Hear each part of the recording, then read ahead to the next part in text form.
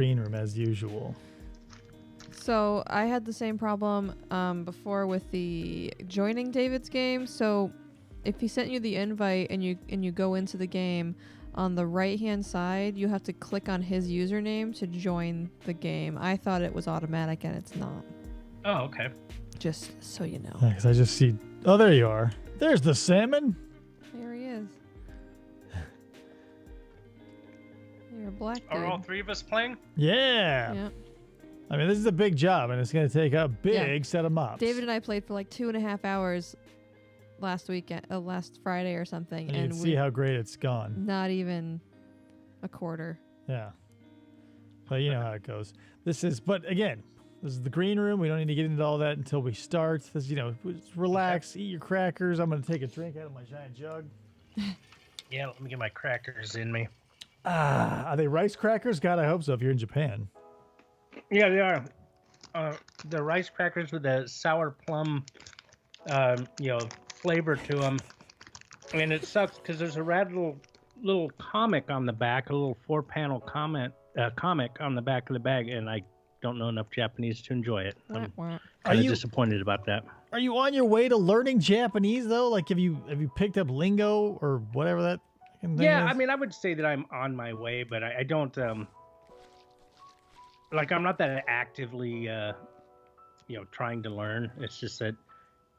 Probably once a week I'll be like, hey, what does that mean? Oh, okay. And then I might remember what that word means. Is it does that impede you in day-to-day life? Like, I can't imagine moving to a different country and not knowing, functional language. So far it hasn't.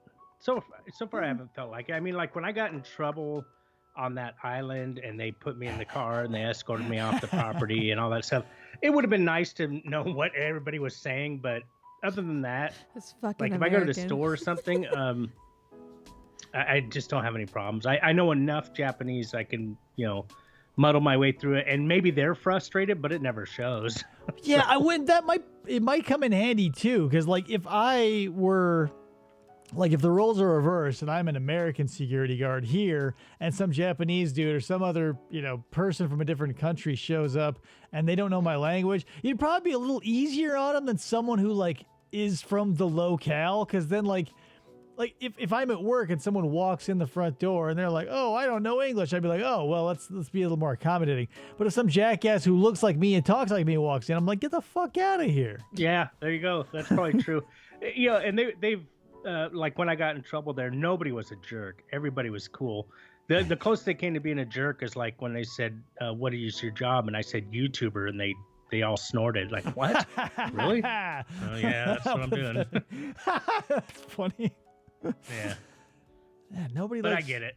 They just at first they're like, "Hontani," which means really. Kind of. Yeah. I'm sure their idea of YouTuber is probably like a hot young chick, not an old dude with gray hair. Oh, you know what you should do? You should get into mukbang. Or chop sideburns. I feel like what's that? You should get into mukbang or mukbang, whatever that is. Yeah, mukbang. Yeah, totally. Hit up Amazon Prime Day, get yourself a shit ton of video equipment, get a huge bowl and a giant pair of chopsticks, and just eat noodles for 3.5 hours. Dude, a giant pair of chopsticks, that could be the gimmick. For real. If I tune in and there's a punch bowl sized bowl of noodles and you've got yardstick chopsticks. Oh, wouldn't you come back? Every time. And you're in the perfect place to buy them. If I went here in Arizona, if I were I want to find some giant chopsticks, you'd be like, nope. But I feel Japan, China, they're probably at every store. He's like, give me the ones for, people who are freakishly large. And there's got to be a place. Oh, dude, You just gave me the funniest idea. It would be funny to buy a 1x2 and score it down the center and whittle out the two so that I have to break them apart like they were from a Chinese. Oh my God. Make it easier on yourself still and do balsa wood, because if you get a 1x2, you're gonna need some serious woodworking equipment. But so here I want to call attention, RJ Snacks. What up, RJ? In the typing square there. Welcome to the green room. Welcome. I'm not going to introduce you to my guest yet because the show hasn't started. So, relax, RJ. It's going to start here in a minute. Cool your heels, man. Cool your heels. I know you haven't said anything except for hey. No, you didn't say hey. Nope. If All I right. go to FFOP Radio and it says broadcasters indicated this channel is intended for mature audience, I'll start watching. Mature audience. Okay, so we're still in the green room, and I can now see. Yeah. What's hopefully now that the right audio source is there, you hopefully will be able to hear the intro song. But if not, I'll definitely give you enough of a warning to be like, hey, here's the intro. Okay. It's been 5 minutes. It's been 5 minutes, so let me turn down the lo-fi and we'll get this baby started. You're listening to FFOP Radio. Reach the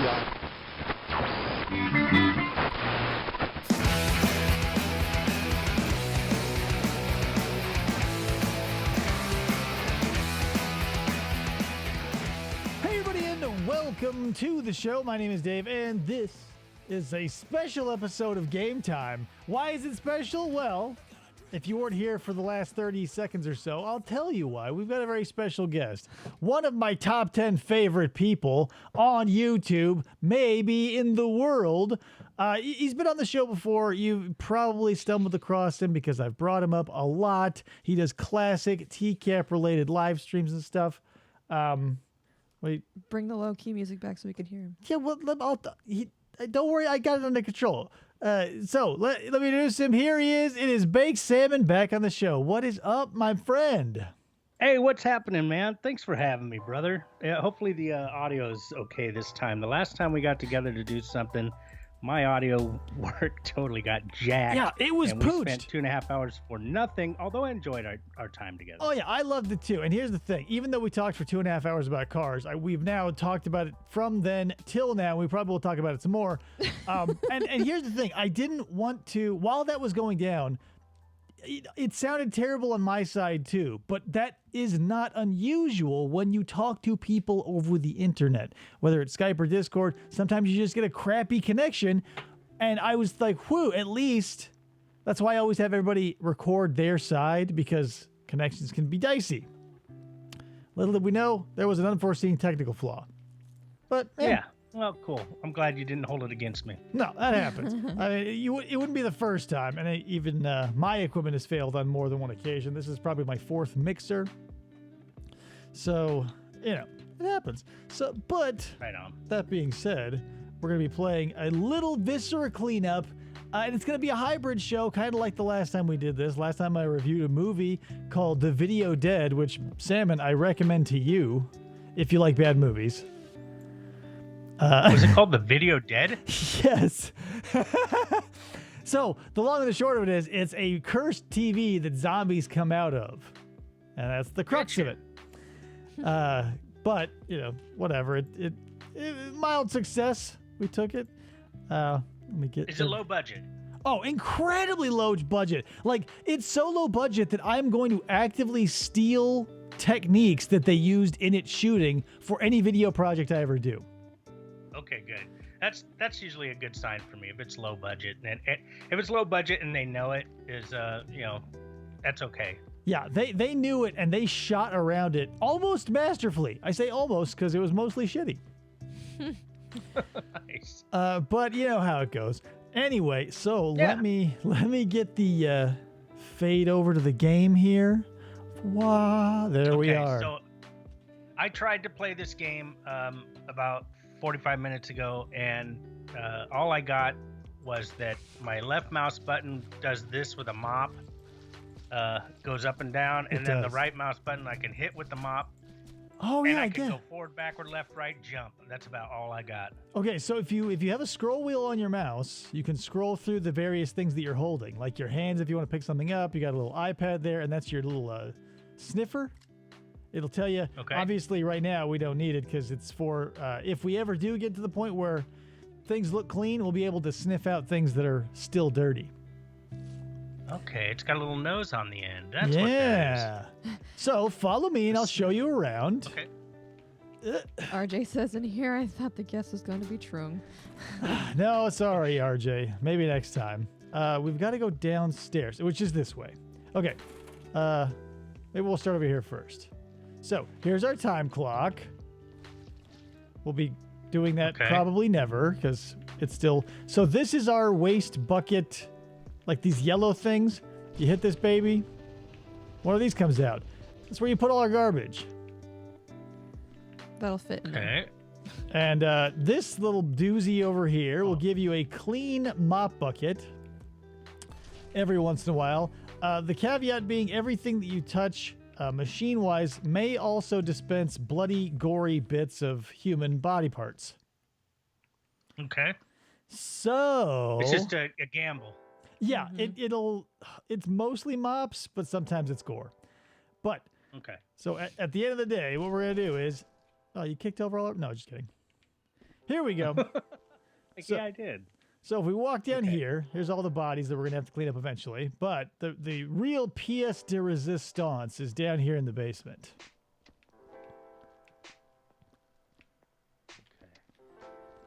So this gun right here will allow you to shoot bullet holes and stuff. You can pick up one of these brooms if you want. They're less effective than a mop. Yoink. And then this baby is the incinerator 5000 or whatever. So everything that we do will end up in here to be burned. Oh. There you go. Everything we do goes in there to get burned. Yeah, so like when we fill up those Gotcha. yellow buckets with body parts and bullet fragments and stuff, goes in there. All the mop buckets go in there because there's no way to recycle in this game, even though it's the future. This room, so far, the cleanest. Not super clean as of yet, but... Okay. And then the last step of our tour here is this vending device where you can get lanterns. We'll have to fill all the health kits at some point. I think we did that already. Not all of them yet. Then we have a solar flare, which is, I don't know what it's for. And then we have these acid containers that remind me a lot of TGRI mutagen. So, Bitchin'. oh, Jesus! Also, the physics are terrible. So, the reason why we have this mutagen is, like, see the graffiti up here where it says pigs? Yes. You throw the acid on it, and it, acids away the problem. Eventually. Wow. And then you got to Just mop like it. real life. Just like in real life. You throw acid on your problems. Yep. Joe's here. Say Hey, hey, clean Joe. up. Hello, Joe. Kayla's here. She says, where do you clean and put away the lemons? Lemon-scented pledge. RJ says, mostly Mops is my favorite indie band. It's also your favorite wife. Nice. For the uninitiated like Baked Salmon here, RJ was married to a mop for several years. He lived in a small janitorial closet. Oh, as the prophecy foretold. They did. So, Krista, if you want to bring us down some mop buckets and some boxes. Okay. Oh, so you're like delegating. This is rad, dude. Yeah, this is a straight up job. You're not here for dicking around. We got to get this place clean. We're making money. Okay, so yeah, give me some direction here. I'm not sure. Okay, do I'm you just meandering. see this little guy right here? This is a it's like the futuristic version of a ladder. So to clean up in high places, you just beep. And then you can mop your ass away. But this needs more acid. Oh god, I'm obstructed. Oh, you need more acid, so I come over here. Oh god, now this thing's broken? There we go. Yeah, so throw some acid all over this graffiti in this room. We can also mop the ceiling because there's a bunch of burn marks. So that's another thing. If you use the gun to seal up bullet holes or whatever else it needs to do, it can also set fires and make more mess. So just keep that in mind. Okay. I don't know what button it is to throw on a mouse because on my controller it is X. It's probably just no, not that. Acid at the feet. Okay, I'm gonna find out here. Let me look up throw. I'm gonna look up throw up. I'm gonna look throw up also. Throw is E. Okay. E for eject. There we go. maybe. RJ says, don't make me restart this stream. RJ, don't do it. RJ, we just barely started. Also, no, I guess that's it. Oh, there is a bucket of water here. So, did you bring that already, Krista? No, but I have one in my Nice. hands that I'm... Splash, splash. So, here's another thing about your mop. What if it gets too overly dirty? It'll start making a bigger mess than. Oh boy, Salmon is having a rough time on that lift. His legs are right through it. Oh shit, my broom sucks. What the? Oh yeah, the broom totally does suck. But if your mop gets totally dirty, it's a nice Wow. fill Okay, in. I don't think I have a mop anymore. Yeah, you totally do. I see it on your back. Just scroll through your. Your Oh, I can inventory. hit one, huh? One, that'll do it. There you go. And that bucket of water. So here's the thing about the buckets of water too. They are incredibly easy to spill. And once they're spilled, we now have an empty, useless bucket we've got to throw into the incinerator, which I'm about to do. Okay, I'm watching you. Boop. See? So how do I dip it gently? Just Yeah, just like that. You got it. I like how you stand in the bucket to make sure it doesn't fall over. see. So let's here, maybe I'll give you a hand. Oh, thank you. Up you go. Uh-oh, error. Whoa, that thing is fucked. Good thing there's two. Oh man, it's making some weird noises. Anyway, so now that we got you here, oh my god, yeah, this thing is broken. Yikes. Right. I'm good with graffiti detail. Nice. You get that wall is totally clean now. You're already one of the best janitors on this team of 3. Wash. Oh, that sounded like acid falling. And I know a fair share about acid. Not really. Well, I almost knocked over a bucket of water. That would have sucked. You know, it'll become part of the charm after a while. So, Let's see. I wanted to talk to you about a few things. First of all, now Yeah. this sort of game lends itself to one of my questions. So you have now, for people who don't know, for people watching at home who have not yet partaken of the salmon's goodness, the shtick of this guy, aside from TCAP, is sneaking into places he shouldn't be. So I wanted to sort of Yeah. dig into that and see what is up with That. what is up with that. So why? Maybe you don't know why. Do you know why you want to sneak into places that you've never, or shouldn't rather be allowed to?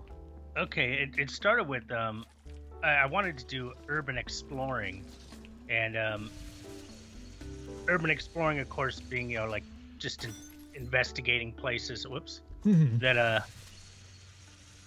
that people don't normally go, but are out there, like abandoned buildings. In Japan, they're called haikyos.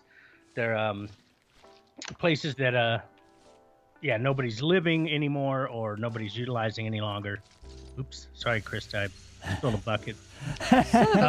But the urban exploring community is super tight-lipped, and they don't give out information, for good reason. I mean, I get it. Like when I went to the billionaire's mansion, there's graffiti there. The statues, a lot of the statues were broken. Right. The tiger's, tail was ripped off and shit like that. So I understand why they can't just openly share stuff. But it really bummed me out because there's all these cool places I could see on different websites that apparently are in Japan, but there was no information on how to find them.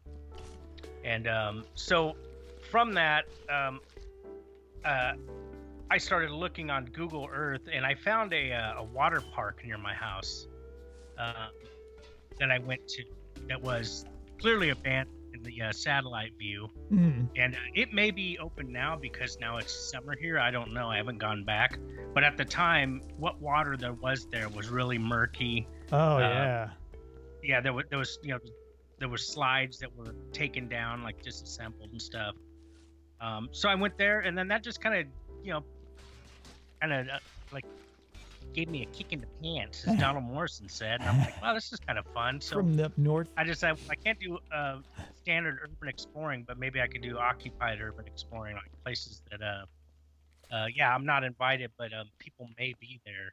I just need to try and stealthily just be like the baseball stadium or on the roofs of hotels, stuff like that. Still cool stuff to go investigate. That's the stuff that But you not do that necessarily- gives me such stress. Like I get the feeling of wanting to break in places, because there is a bunch of small little ghost towns that used to be really boom towns back when there was a bunch of copper and silver and stuff in the hills around here in Arizona. And so we've got a bunch of dilapidated, for lack of a better word, abandoned and decaying buildings that I would love to sneak into, but I'm too scared to even break into places where no one gives a shit. Right. Like you've got So some chutzpah, so, my friends call it. That's what got me interested in doing it, though, was wanting to do proper urban exploring, but not being able to find any of those places. And then the Billionaire's Mansion was a major coup, and I think I owe the DDAI bot the credit for helping me finally track that place down. But maybe let's crack into that a little bit. So how on earth did she just, did this AI program that you love so much, bought for $200 back in the year 2000? You remembered. Of course, I'm up there at every stream, even though I don't talk, because I'm usually wiping my kid's ass or something. But I've got an earpiece in. Because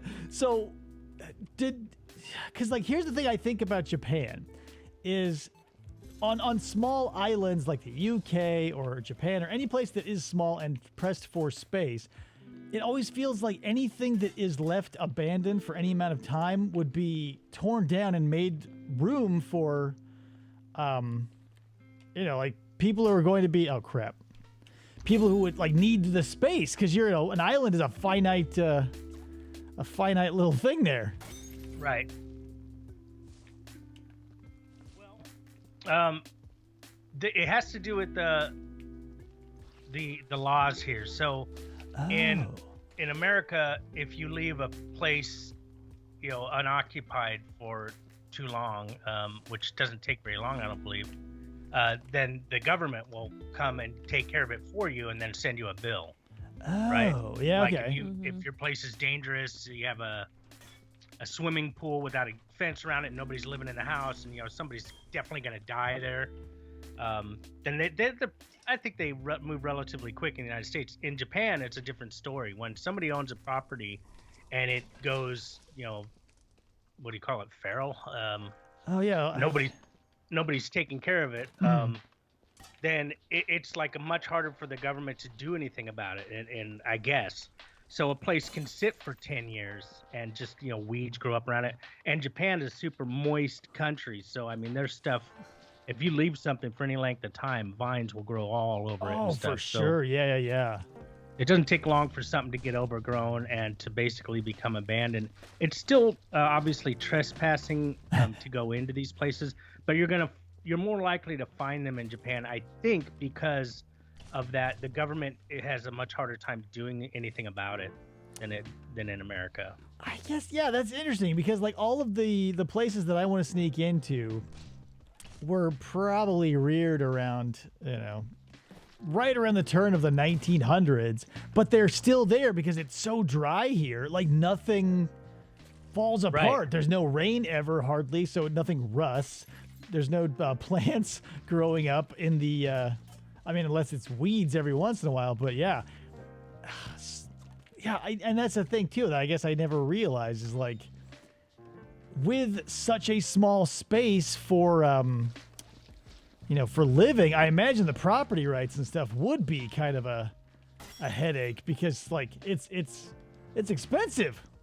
Right.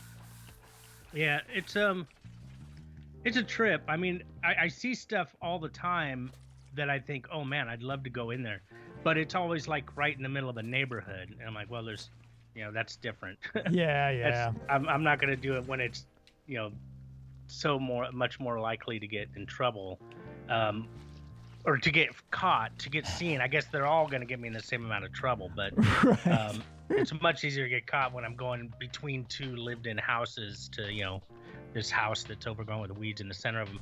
So it's much easier for me, I've found, to do things like go into the baseball stadium. Well, okay, so I think I might have discussed this with you at some point. I certainly have discussed it on my streams. Oh, kind of getting all these things, these ideas stacked up. The uninvited series I only do for the channel members, for two reasons. One thing is to give the channel members something that nobody else is getting, and the other thing is I don't want to have all that stuff out there where, Johnny Law can just like come along and say, who is this guy and what's he doing in Japan? Like, yeah, all you need is just some nosy Karen to alert the authorities to your YouTube channel.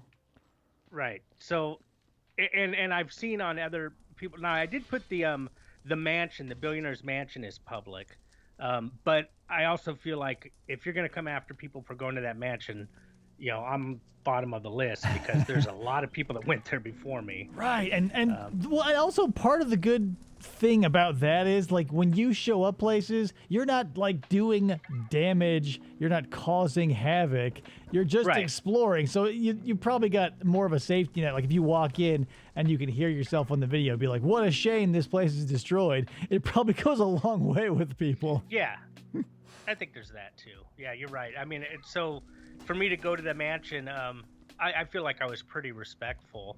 I mean, I left a note there on the wall because we had two winners for the games, and I wanted to put their names on the wall. So there was a picture frame that somebody had. I think it was, I'll call it aftermarket. I think somebody brought that picture frame and put like some dried flowers in it because it just didn't jive with the rest of the house. And so I just took that picture frame down and slid a piece of paper inside that had the winners' names on it. Totally didn't break anything. That piece of paper could always be taken out. So that's the most that I felt like I, left any sort of graffiti, which was just a slip of paper inside a picture frame, which I hung back on the wall. But yeah, I think you're right. I think that will go a long ways. I mean, I may, if it ever came down to it, I may still be on the hook for trespassing. Right. But I certainly was respectful and disappointed that people were had been in there partying for days and leaving graffiti and whatnot. I mean, based on other videos that I'd seen from like 2 years ago, there's so much stuff missing from there. But at the same time, there's so much stuff still there. There's like so many statues and shit. It blows my mind. Yeah, all the tigers, even if they are crumbling, those are something that like somebody would have want for. Right. You would think so, right? I mean, I want one. So. Yeah, why not? I mean, it's a Bengal tiger. At least give me a Bengal tiger claw to put on a necklace or something. That'd be cool. But yeah.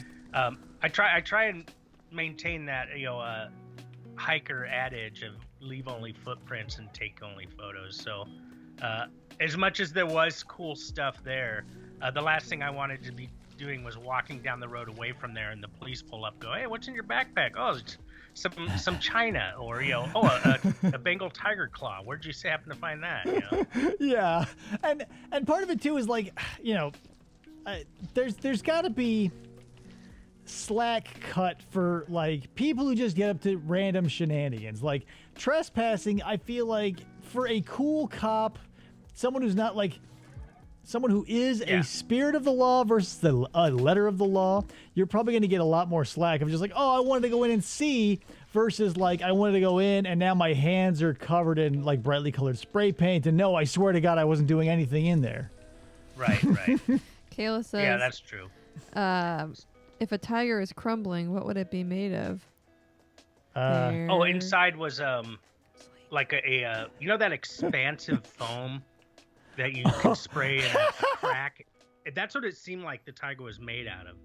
Was that sort of material. So they weren't slate, is what you're telling me. We need more buckets down here, Krista. Okay. But so yeah, that's what it seemed like when the fur is like rotted away or whatever. It seemed like the majority of the body was somehow made up of that kind of foam, which probably made it very light for moving and stuff, I guess. It's weird that and it's weird that I know this in any way, shape, or form, but like, for whatever reason, I know that when you take an animal in to be taxidermied, they're basically just skinning it, throwing away the insides, and wrapping it around something that approximates the size and shape of the thing that you killed. Right. So, yep, that's right. Like, it makes sense, because what are they going to do?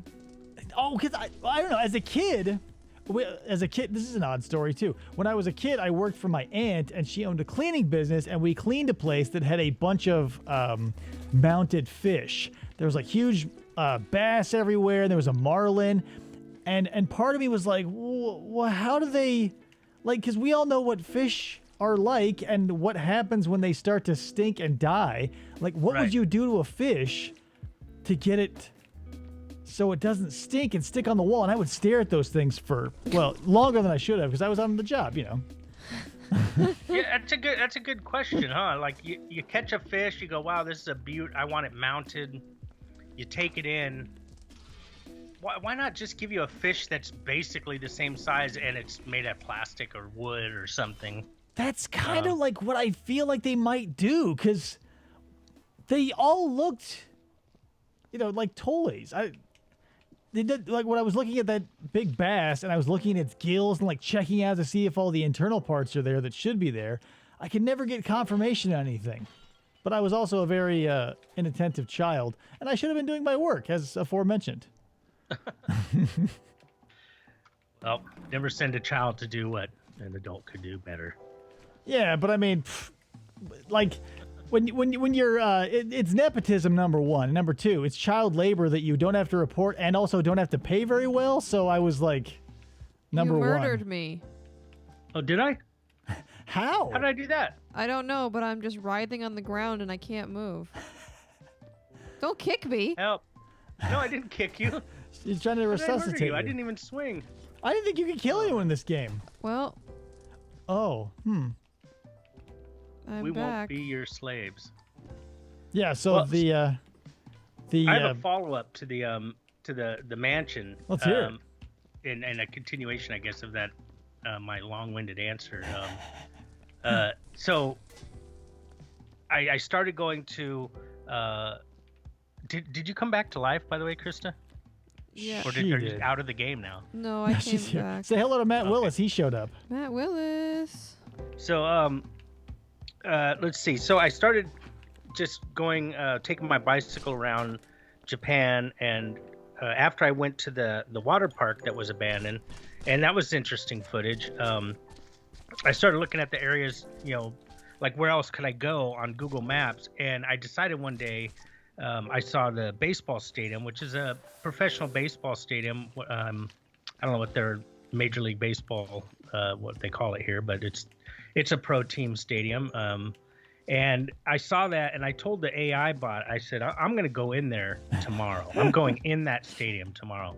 And that was just kind of, you know, a thing for me, like in my mind, to make me definitely do it, not wake up and go, you know what, I'm not going to go today. You know, like I said, I'm going in there tomorrow. And I went, and I've made some rules that started there. And the first rule of my occupied urban exploring is be persistent. I have to check all the doors. You know, I can't go, oh, well, I guess I'm not getting in. You know, there's a security guard. Right. I have to be persistent. So if there's a security guard in one part, just leave and go around to a different part of the building. And using that rule alone has gotten me into so many places. For example, the baseball stadium, I checked doors as I'm going around the building, check doors. I came to a gate that should have been locked but was open.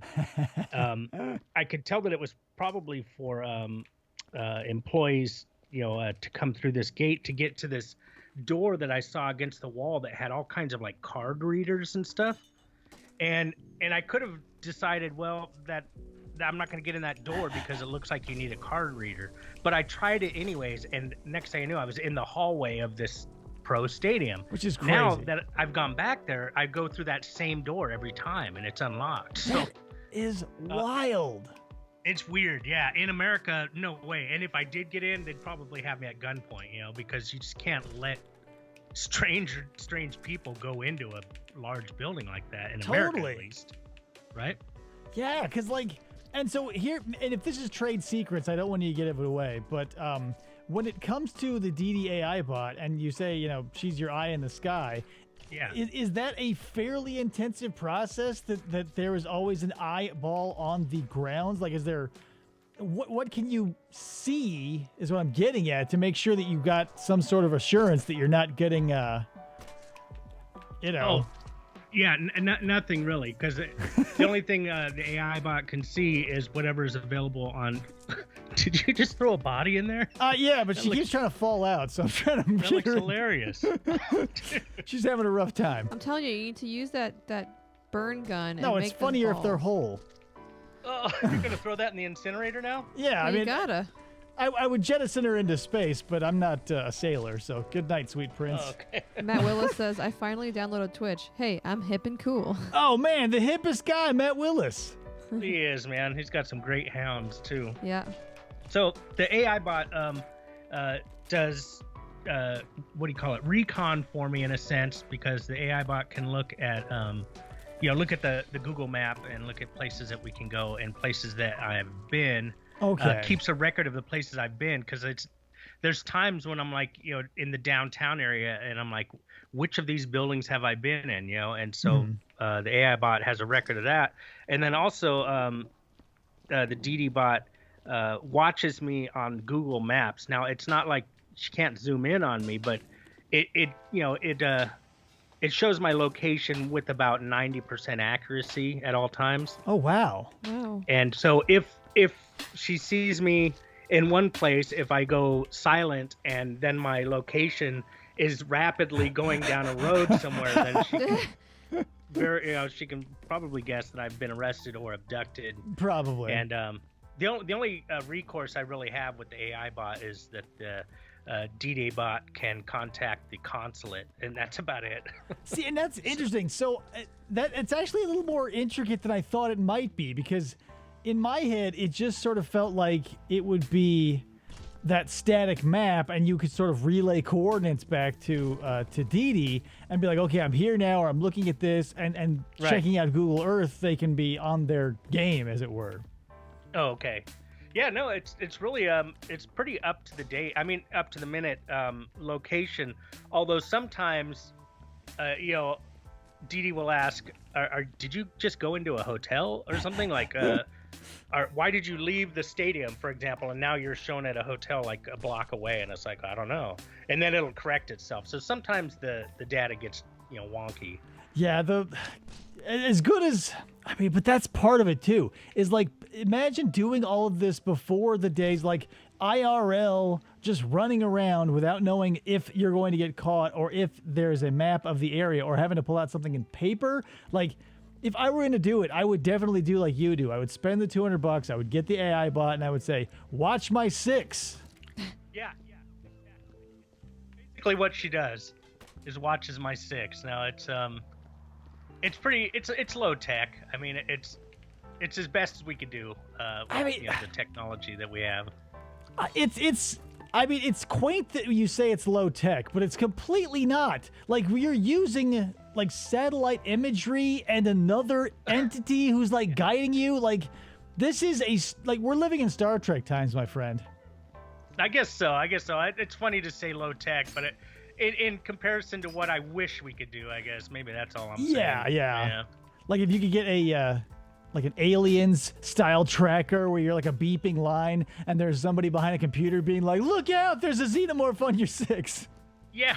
What do they call it? A telemetry or something, where you can like Yeah, telemetry. What you need is some sort of telemetry device that'll but then you'd have to buy your own satellite, and woof, like, who has the time and the money for that? That's true. I need a box to put this dead body in. I don't know if he's gonna fit in the one I got down there. Yeah, I'll bring it. He feels so gooey. So about that the billionaire's mansion. So that guy Genshido Kawamoto is still in jail.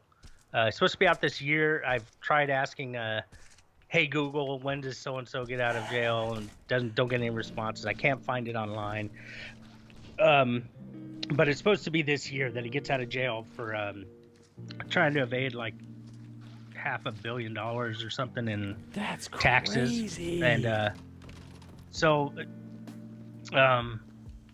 but he has in Ginza, in an area of Tokyo that's really high end, like where your Louis Vuitton shops and this sort of thing is in this area. And he has a number of hostess bar buildings there. But one of them I hadn't gone into. I thought I'd been in all of them, and then I don't know how long it's been now. It's maybe been 3 weeks or so. I found one that I hadn't been in. So I went there with the AI bot, and I had my GoPro camera with me. And I thought it was just going to be another one of these abandoned hostess bars buildings, which is what I mean by that is it's like they're usually like around 10 stories tall with about 3 bars on each floor. Mhm. And because he went to prison, pretty much all of those are left empty. Except for many of them are unlocked. So I've gone into them and just turn on the lights and look around, and it'll just be like a hostess bar with like a couple of booths. I mean, they're really small bars, but in Japan, that's like a thing where you find your local hostess bar, one that you feel fits you, and then if you're going to go out and drink, you go there, and it only sits 15, 20 people comfortably, but you get like a membership of some kind. You pay like a flat fee, and you could just go over there and drink. It's really a unique thing for Japan. Having an all-you-can-drink thing in America, I don't know, would probably work differently.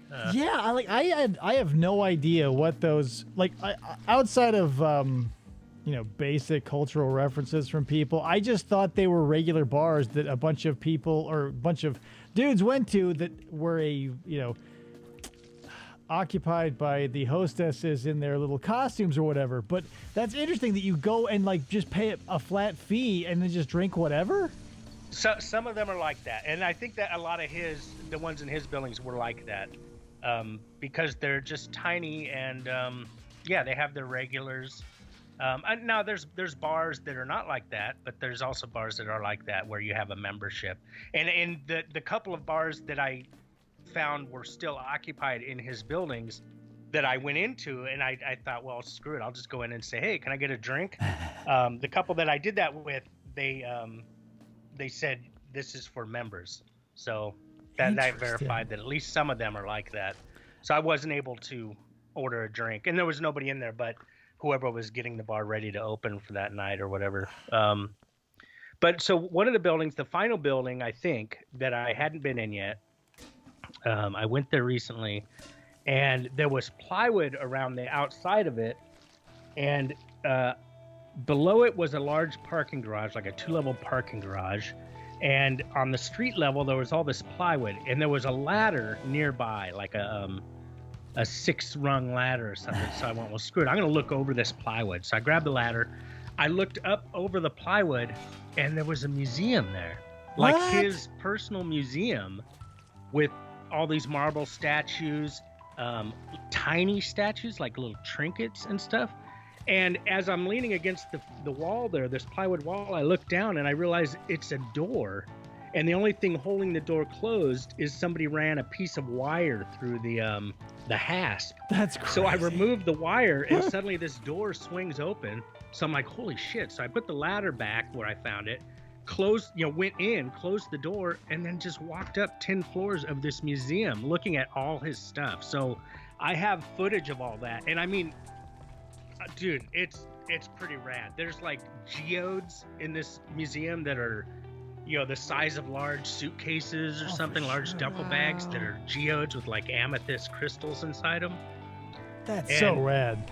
Dude, it's pretty cool. And I mean, I'm surprised that the only thing keeping the outside world from this and from the elements, because I mean, all I did was walk through a plywood door and I was in this museum. So pretty strange. But I guess when a dude gets thrown into prison, they do what they have to makeshift stuff to protect his assets. But so I'm going to be showing that one soon. And that was my follow-up to the museum story.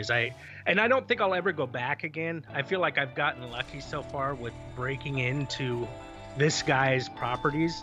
And even though I'm not doing anything with his stuff, it's still obviously breaking and entering or trespassing. And I realize that that's.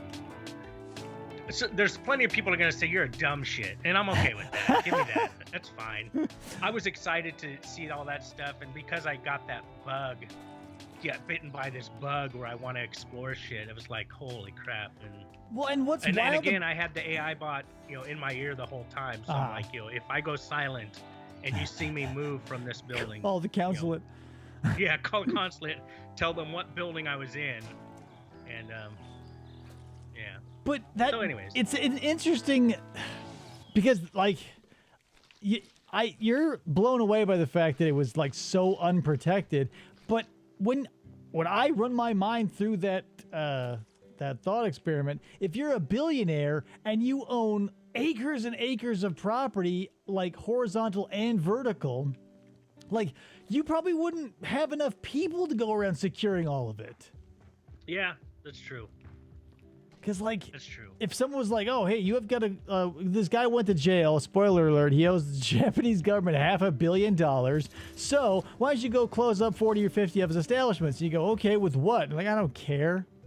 So, of course, you're going to grab some copper wire, you're going to be like, Dunzo, just clap your hands together and go out for a bite to eat. True, dude. You just gave the perfect, like, little narrative of that, because it's like, grab a piece of wire, Dunzo, on to the next place.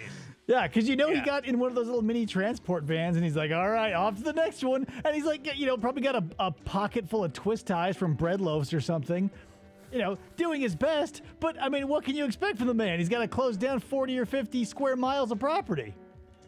That's true, dude. Yeah, and a lot of the little hostess bars that were secured were only secured by a piece of wood screwed to the door and screwed to the jamb, and that was their lock. So, and I didn't break into those. The only ones I went into the ones that I could just walk up and open the door and they would open up. And I don't know. I convinced myself that there's some plausible deniability. Like, this is a building that has hostess bars, correct? There's no sign outside that says, do not try to go to these hostess bars. So I'm just going to each one because I want to drink. And I'd like to, I'm feeling peckish. And I'm just trying each door. And, this one's unlocked. Walk in, turn the light on. Anybody here? Well, and plus, like you've got the plausible deniability we touched on earlier. If someone comes in and like, hey, what the fuck? You can be like, I don't even speak the language. And they go, oh, this clown. He doesn't even know where he is. Yeah. Look at him. This is Japan, idiot. Now get out of here. Yeah, I'm in a couple of I joined a couple of subreddits for people that foreigners that live in Japan, and occasionally there is that sort of a discussion where as soon as you learn to speak the language well, there's going to be a lot more expected of you. Yeah. And when you're still able to say I don't understand, then you get away with stuff a little more. Well, man, than, you know as good as I. You come from essentially the Southwest. You're more West Coast than me, but people here get a big pass if you I don't want this to sound racist, but if you speak Spanish, a lot of people will cut you shit because they go, oh, I don't know and then you just sort of get ushered along places. Yeah. Yeah, it works out. It works out, and probably should be that way because you know what, you don't have time to dick with stuff. But yeah, somebody who can understand your language, you do have time to tell them, you're in trouble and you did the wrong thing. Like your average lazy, workaday guard isn't gonna want to be like, oh god, this guy doesn't understand me, and now I've got to tell him he's in trouble. You just go, fuck it, I'm gonna drop you off outside the gate. Please don't come back. Right. Right. What a godsend. Back, exactly.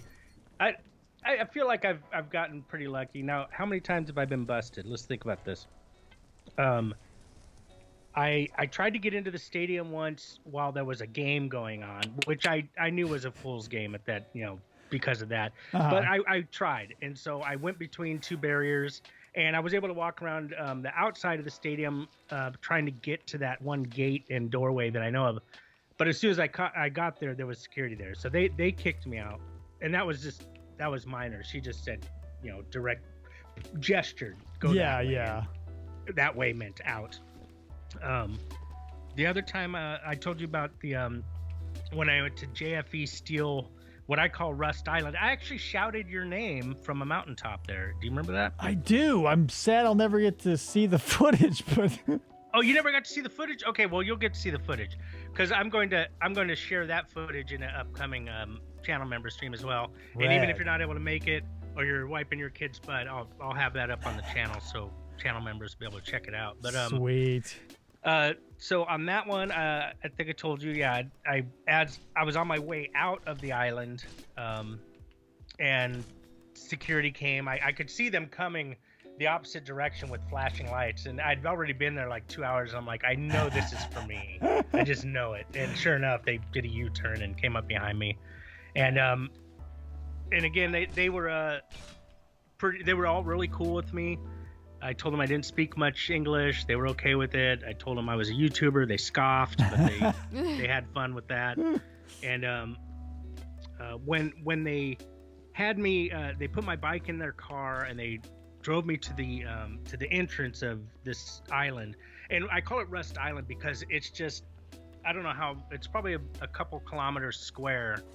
And it's like, oh, if you look at it from the satellite map, it's so many different colors of rust and browns and yellows and stuff because there's just mounds of like ore or whatever throughout this island.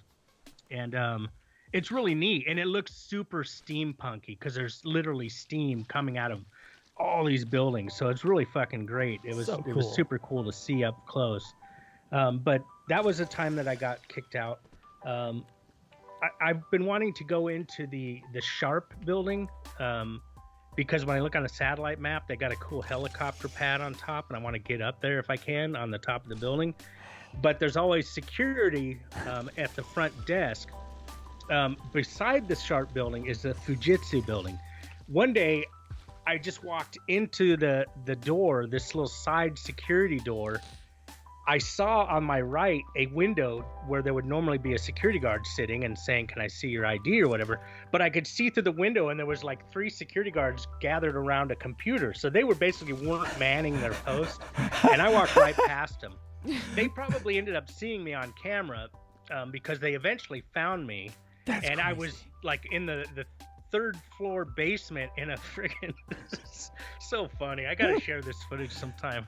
That is wild. It's so awful. And again, I know there's plenty of people going, "You're a dumbass," you know. But I was in a boiler room when this guy came in the door and said in Japanese, presumably, "What are you doing here? You can't be here." But I'm 3 floors down in a boiler room, standing on a metal plate, and I go, "Is this the Sharp building?"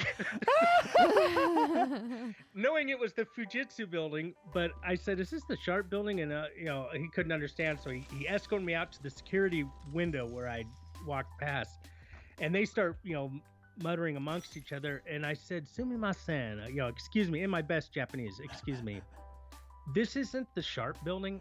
I want the Sharp building." And they said, "No, Sharp building is the next building." And so the guy escorted me over there. Oh my god! And the one thing that really cool that happened about that situation is even though I got out of it for being a weird, American who couldn't speak much Japanese, who apparently went to the wrong building but ended up 3 floors below in a boiler room. Right. So they went over there, and the security guard over there wasn't on his post. So I stood there with this security guard from the Fujitsu building for a few minutes, and I saw the clipboard because all these buildings have clipboards that you have to sign in on. And I signed in, and I think that sold it to the other guy that I kind of knew what I was doing. Yeah. So he bailed before the security came. And just before I was like, "Cool, now I can get into this building," then the security guard came back to his post. And I just asked him, I said, "Do you guys have a museum in this building? Because the IBM building over there has a museum," which is a true story. The IBM building has computers from like the 30s and shit that you can check out. Oh, cool. And I asked him that, and he said, "No, we don't have anything like that." And I said, "Oh, okay, well, thanks," and I left. That was a fun way to get caught and have the presence of mind to say, "Is this the Sharp building?" Yeah, you got 2 break-ins almost for the price of 1. Exactly. So, that's what I do. But That's what I do over here. But imagine, here's the thing.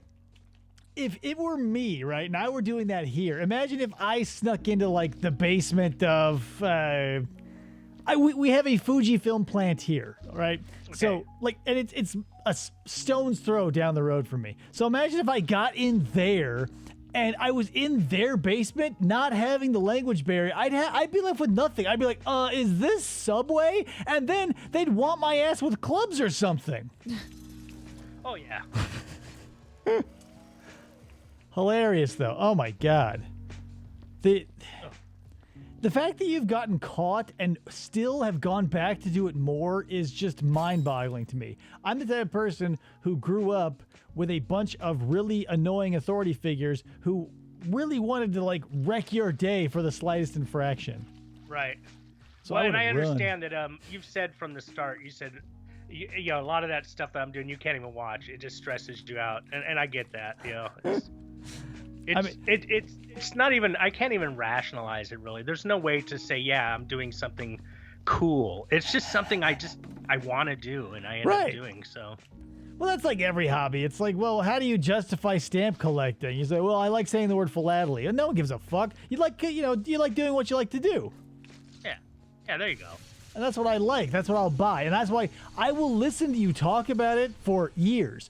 But if I am forced to watch you do it, I will have stress diarrhea. Go up this ladder on I the stairs. apologize for that. I don't want to give you that. No, I mean, it's all good. I like having it after the fact. I left the ladder on the stairs, so I was cleaning the stairs. I'm a janitor, Krista. RJ says, looking so clean. Yeah, I mean, here, with 3 people, and especially, you know, now that the bottom story is less disgusting. So I have to walk slowly, apparently. 'Cause Yeah. Shit's flying out of the trash. You're leaving an Easter Bunny trail of garbage. Shit. Oh my God! There, I'll take care of this. You don't worry about that. How are you able to carry this thing and not make a mess? You drag it? You just can't have to. even do You have to do that. it slowly, and you have to be very careful. It's not easy. Half of this so game sorry. is dealing with the. No, don't say you're sorry. That's the whole point of the goddamn game. Like it's the physics entanglements are like half the reason for the season. Because if you weren't allowed to like throw shit everywhere, what would? Oh, here you can read this. Here, read that aloud. Oh, read this aloud. Yeah, okay. that's part of our narrative. Okay, hold on a second here. Let me pick it up. Okay, this says Roger Wilco, hygiene engineer, August 12th, 2184. It all went surprisingly smooth yesterday. I can hardly believe it. We gained control of the offices and have been picketing in front of the cameras ever since. Some of our budding artists have decided to paint some messages on the walls. Not sure I agree with all their sentiments, but at least it'll get management's attention. Ha! It looks like Joe found a cache of beers. This day just got even better.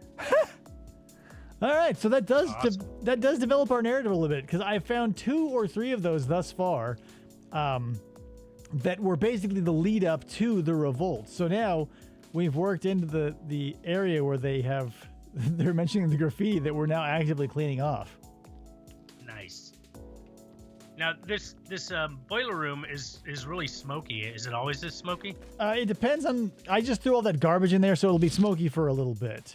Okay, but that's not to be concerned about. No, like there's no carbon monoxide poisoning. You're not gonna wake up dead someday because you no, he spent too much killed time me. near the furnace. Although maybe in a So- patch. Let me tell you about the helipad. So on this, there's this hotel. One day I'm looking at the Google Earth map near the stadium because the stadium's near my house, Mhm. and the water park we also found sort of near my house. And so I'm looking at the Google Earth, Google map or whatever, and I'm looking at the isometric view of all the buildings and everything. And I go, what can I go for today? What can I, let's find a goal. By the way, the Seiko building is my ultimate goal. It's my Mount Everest, and I've gotten into the building, but never on the roof. But I decided that's the place that I want to get to one day is on the roof of that building. But in lieu of that, I found the tallest hotel in the area, and I think it was 50 floors. Somewhere around 50 floors.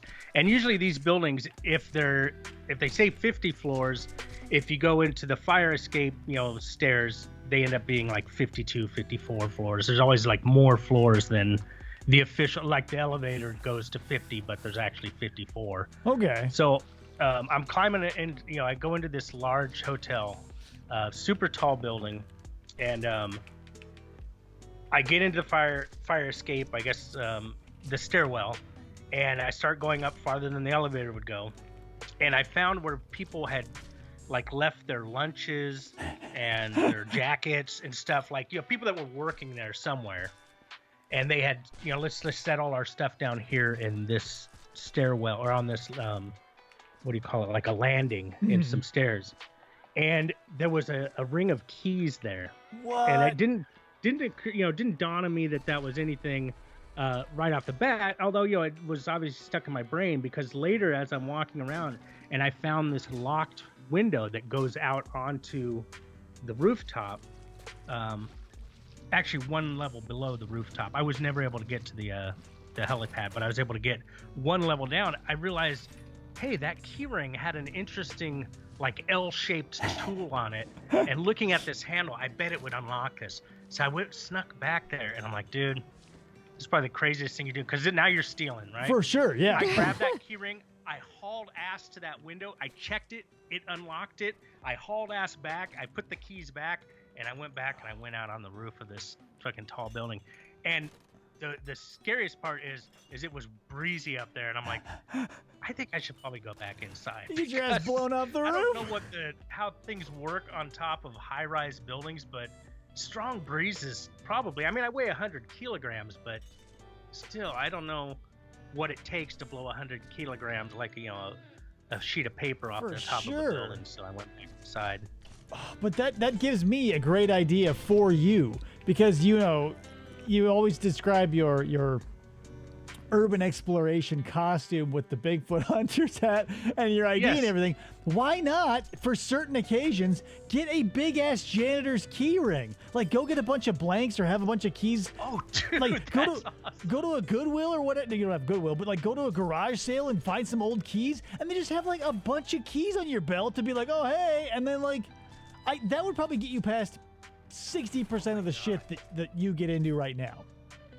Dude, that is a really cool idea.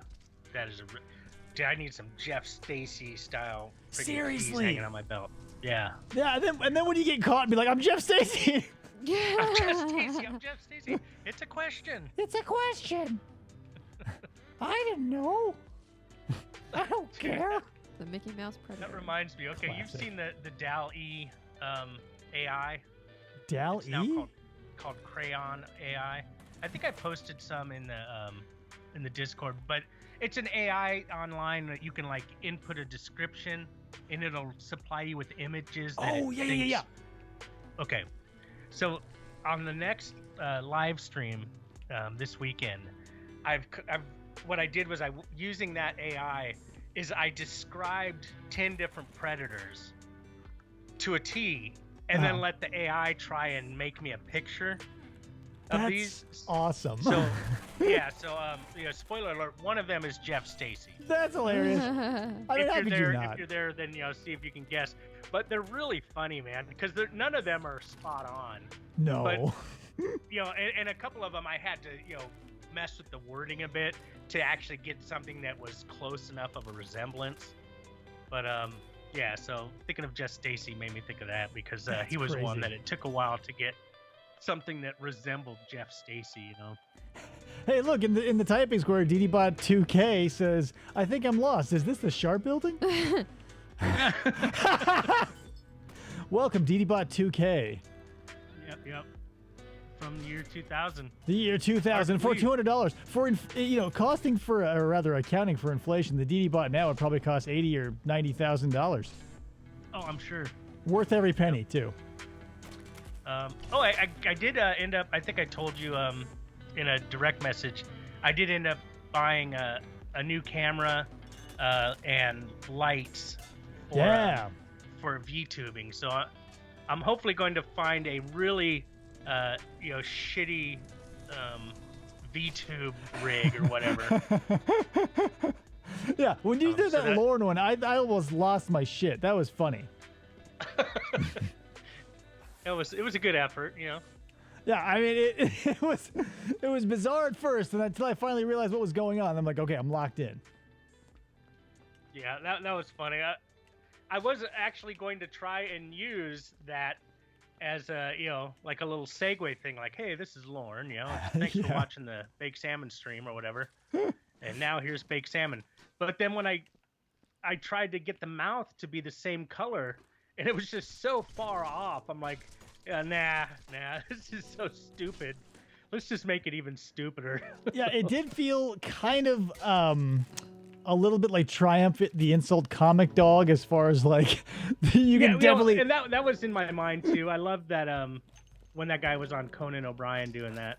Yeah, like there was a definite line where reality and fantasy did not meet, but that's like the best part of it.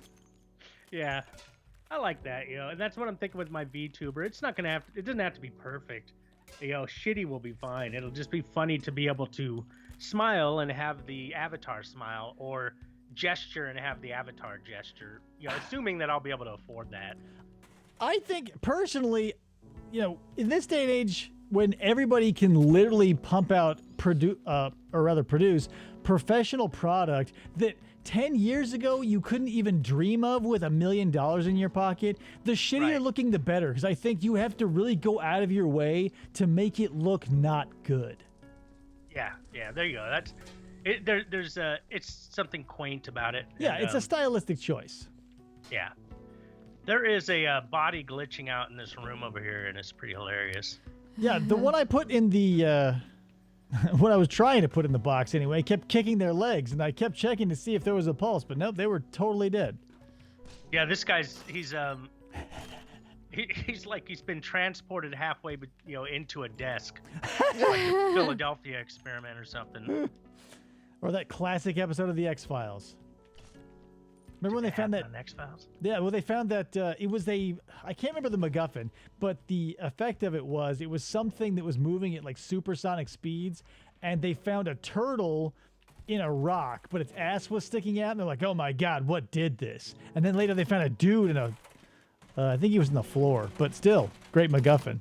Careful, I threw some chairs down the stairs. My back! What you're a good skeptic on stuff. What's your take on Philadelphia experiment? You're gonna have to refresh my memory on that. Oh, the government doing experiments, I believe, to like make battleships invisible. Oh yeah. Using like powerful magnets or something, they were able to make something disappear, and then when it reappeared, there was bodies like half into ship walls. Obviously, there's no photographic evidence of this, so it's probably just hogwash. But it's a fun sci-fi story. Yeah, it does feel very sci-fi, and it definitely. I mean, we can look at the stuff that is not conspiracy that the government has done that we have provable evidence of, like MK Ultra or any of the crazy shit they did back before ethics existed, apparently, or at least cover-ups weren't as good. Right. So I'm sure that there are a bunch of stuff out there. I'm just the only thing that I get hung up on is the if bridge to nowhere. You know what I mean? Yeah. So I would love to think that the government does have a powerful magnet that can turn, ships into Romulan birds of prey or whatever, and they're hiding from the enemies or whatever. And sure, we're going to go through the growing pains where people are definitely going to have to meld through solid objects, and people are going to have to get horrible radiation burns and stuff like that. But, it's the price of progress. Yeah, don't come crying to me about it. Yeah, like everybody, that's the thing. Everybody wants to be in a super soldier type situation, or like some sort of weird super science, but then everybody wants to complain when they're, cut in half by some monster from another dimension or whatever. Like, suck it up, crybaby. Yeah, totally. You're the one who wanted this. You think if Steve Rogers as Captain America came out and like it was only one half of his body that was buff, he loved America so much he would just be like, fine, I'm half Captain America now. Yeah. He's a gamer, he's a player, he's a goer. He's not going to bitch about it. Yeah, you just want like one big ass. Oh, what was that cartoon with the one guy with the big arm? What did he had one big arm? Yeah, like he was an enforcer. Like it was a mafia type situation, and there was one guy who had one super huge arm, and it.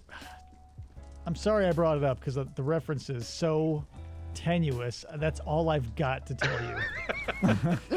Yeah, I'm not picturing it. But I believe you. Trust I'm me, with you. I want to believe. The truth is out there. Mulder taught me that. It's true. Oh, these I boxes. once made a painting. And it's going to be probably about as good as your one-arm story. I once made a painting for an art show, and the theme was aliens. And I made a painting it was Mulder's poster that says "I want to believe," but it was a toaster in the air instead of a That's hilarious. UFO, and it was just for no reason. I want to believe in flying toasters. Well, because that was probably around the time that screensaver was big. I remember that, you know? Yeah. Yeah. I remember, like, here's how old I am, which is going to sound stupid because it involves computers. But I remember, because my dad worked at the local power company, SRP, as like some guy who worked on the networking stuff. He involved in computers. Moral of the story is we always had free computers. But he would bring home, at first, floppy disks and then CDs of, like, hilarious screensavers. Do you remember Opus and Bill? Yeah. So Yep. I had a collection of screensavers, probably like 8 or 10 of them. And there was one where Opus was, you know, the flying toasters. There was one where it was and this was obviously my favorite, but it was a big fishbowl with a bunch of cartoony fish. And every once in a while, Bill, in a snorkel and a mask, would swim through, but his propulsion was farts. And so he would have these hilarious little streams of poot jets shooting out of his ass. He'd go and just shoot across the screen, and then he'd be gone for another 45 seconds or whatever. Nice. What a beautiful time to be alive. The mid to early totally, 90s. dude. Totally. Didn't even have screensavers anymore. Why did we need them then, but not now? That's a good question, because I ask myself that almost every day I go into work. Because when the doctors leave, they just leave the computers on, and I come into the same screenshot that was there before, but there's never any burn-in. So, you know, technology, we're there. The future's now. Yeah.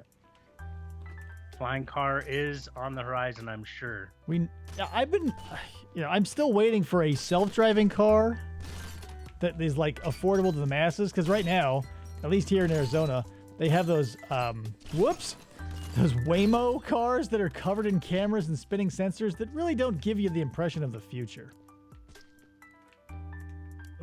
What is it? A what car? They're called Waymo.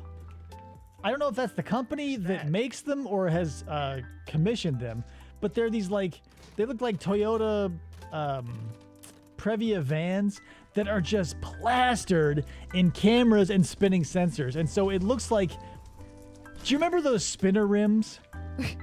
Yeah. So you remember why they got made illegal? Because if you get into an accident, you basically have 4 metal frisbees flying off and decapitating people. Oh, I didn't know that's why they got it illegal. That's funny. Yeah, like, All right. and I called it from a mile away. When I saw the first Escalade in Arizona with those spinner rims, I was like, at the first accident, someone is going to get their head fucking frisbeed right off. Wow. But that's what these things remind me of, because they're just a bunch of spinning sensors, and God forbid they fail or some drunk idiot hits them. There's going to be shrapnel and glass and cameras and just like... But, you know, again, growing pains. Somebody has to get their head cut off by a spinner rim before we realize the technology isn't there yet. They still allow those insanely bright headlights. Ugh. They're like, yeah. I forget what they're called, but yes, they're allowed here. Yeah. And if you try I and hate flash that. somebody because you think they have their high beams on, then they flash their high beams at you. They're HILEDs, so high intensity LEDs, which is like, because here's the thing, back in the old days, they had halogen, which could only go a certain, whatever. But I feel like when I was a kid, LEDs were like laughable, and you would never see them outside of on a computer tower to tell you that it was on or it was computing something. Right. But now LEDs can burn out your retinas and give you brain cancer in a matter of 3 seconds. It's the cost of Pretty progress. impressive. I know. Like all of the all the goofy lights in my room now, and this my room, my studio. Oh my God, get that bucket out of here. I'm trying. They're all LEDs, and if you look at them, you might as well say goodbye to your vision. Yeah. Yep. Put that right there. Kayla says, I so want a Bloom County screensaver. Bloom County. Yeah, Bloom County. That's it, right? That's Yeah. the Wait, Bloom County. That was the Opus and Bill. Oh my God, who just brought a body down here and dragged blood everywhere? Probably the least experienced one of us. Yeah, I want a Kathy screensaver. Everything you do, she just goes ack. Nice. Oh, Now, sweet what were you saying Jesus. about the least experienced of us? Somebody tracked blood all through the hallways while carrying a dead body instead of putting it in a box. Footprints everywhere? Oh shit! I didn't Jesus know. Christ. I'm blaming the black guy. Oh my God. But the robot has no juice in it left, so that's fine. You can cart that around. What is this acid doing here? Newbies, am I right? Carrying bodies all There's willy-nilly. a box, at least on my screen, glitched out on the ceiling. Oh, God damn it. Do you see this box or is it just me? That is just you. Weird. I've got to go deliver this bucket to the... I wonder if I can jump over the railing and not die. Huh? Yeah, I did it. How is it that I died by somebody bumping into me the wrong way? I don't know. Oh, so for... I can't seem to throw that body in there. I'm gonna leave it right there for people to trip on. You're going to have to melt him with the death beam, because the human bodies seem to be light as a feather, but the robots are incredibly heavy. What is this? Oh, that's a med kit. Did I just leave it? Yeah, we have to, when we started the level, those were all empty, so we have to fill them up. So when we're done, the next hypothetical people who are going to live in this office, they need to be supplied with, I guess, EpiPens and shit for some reason. I don't know. Probably AEDs required. Do you imagine this as a job, like being a cleaner, like a crime scene cleaner? I watched the movie Sunshine Cleaners, and that was about as close as I wanted to get. Yeah. Screw that, huh? Yeah, this is like, because imagine if you're a fan of true crime like I am.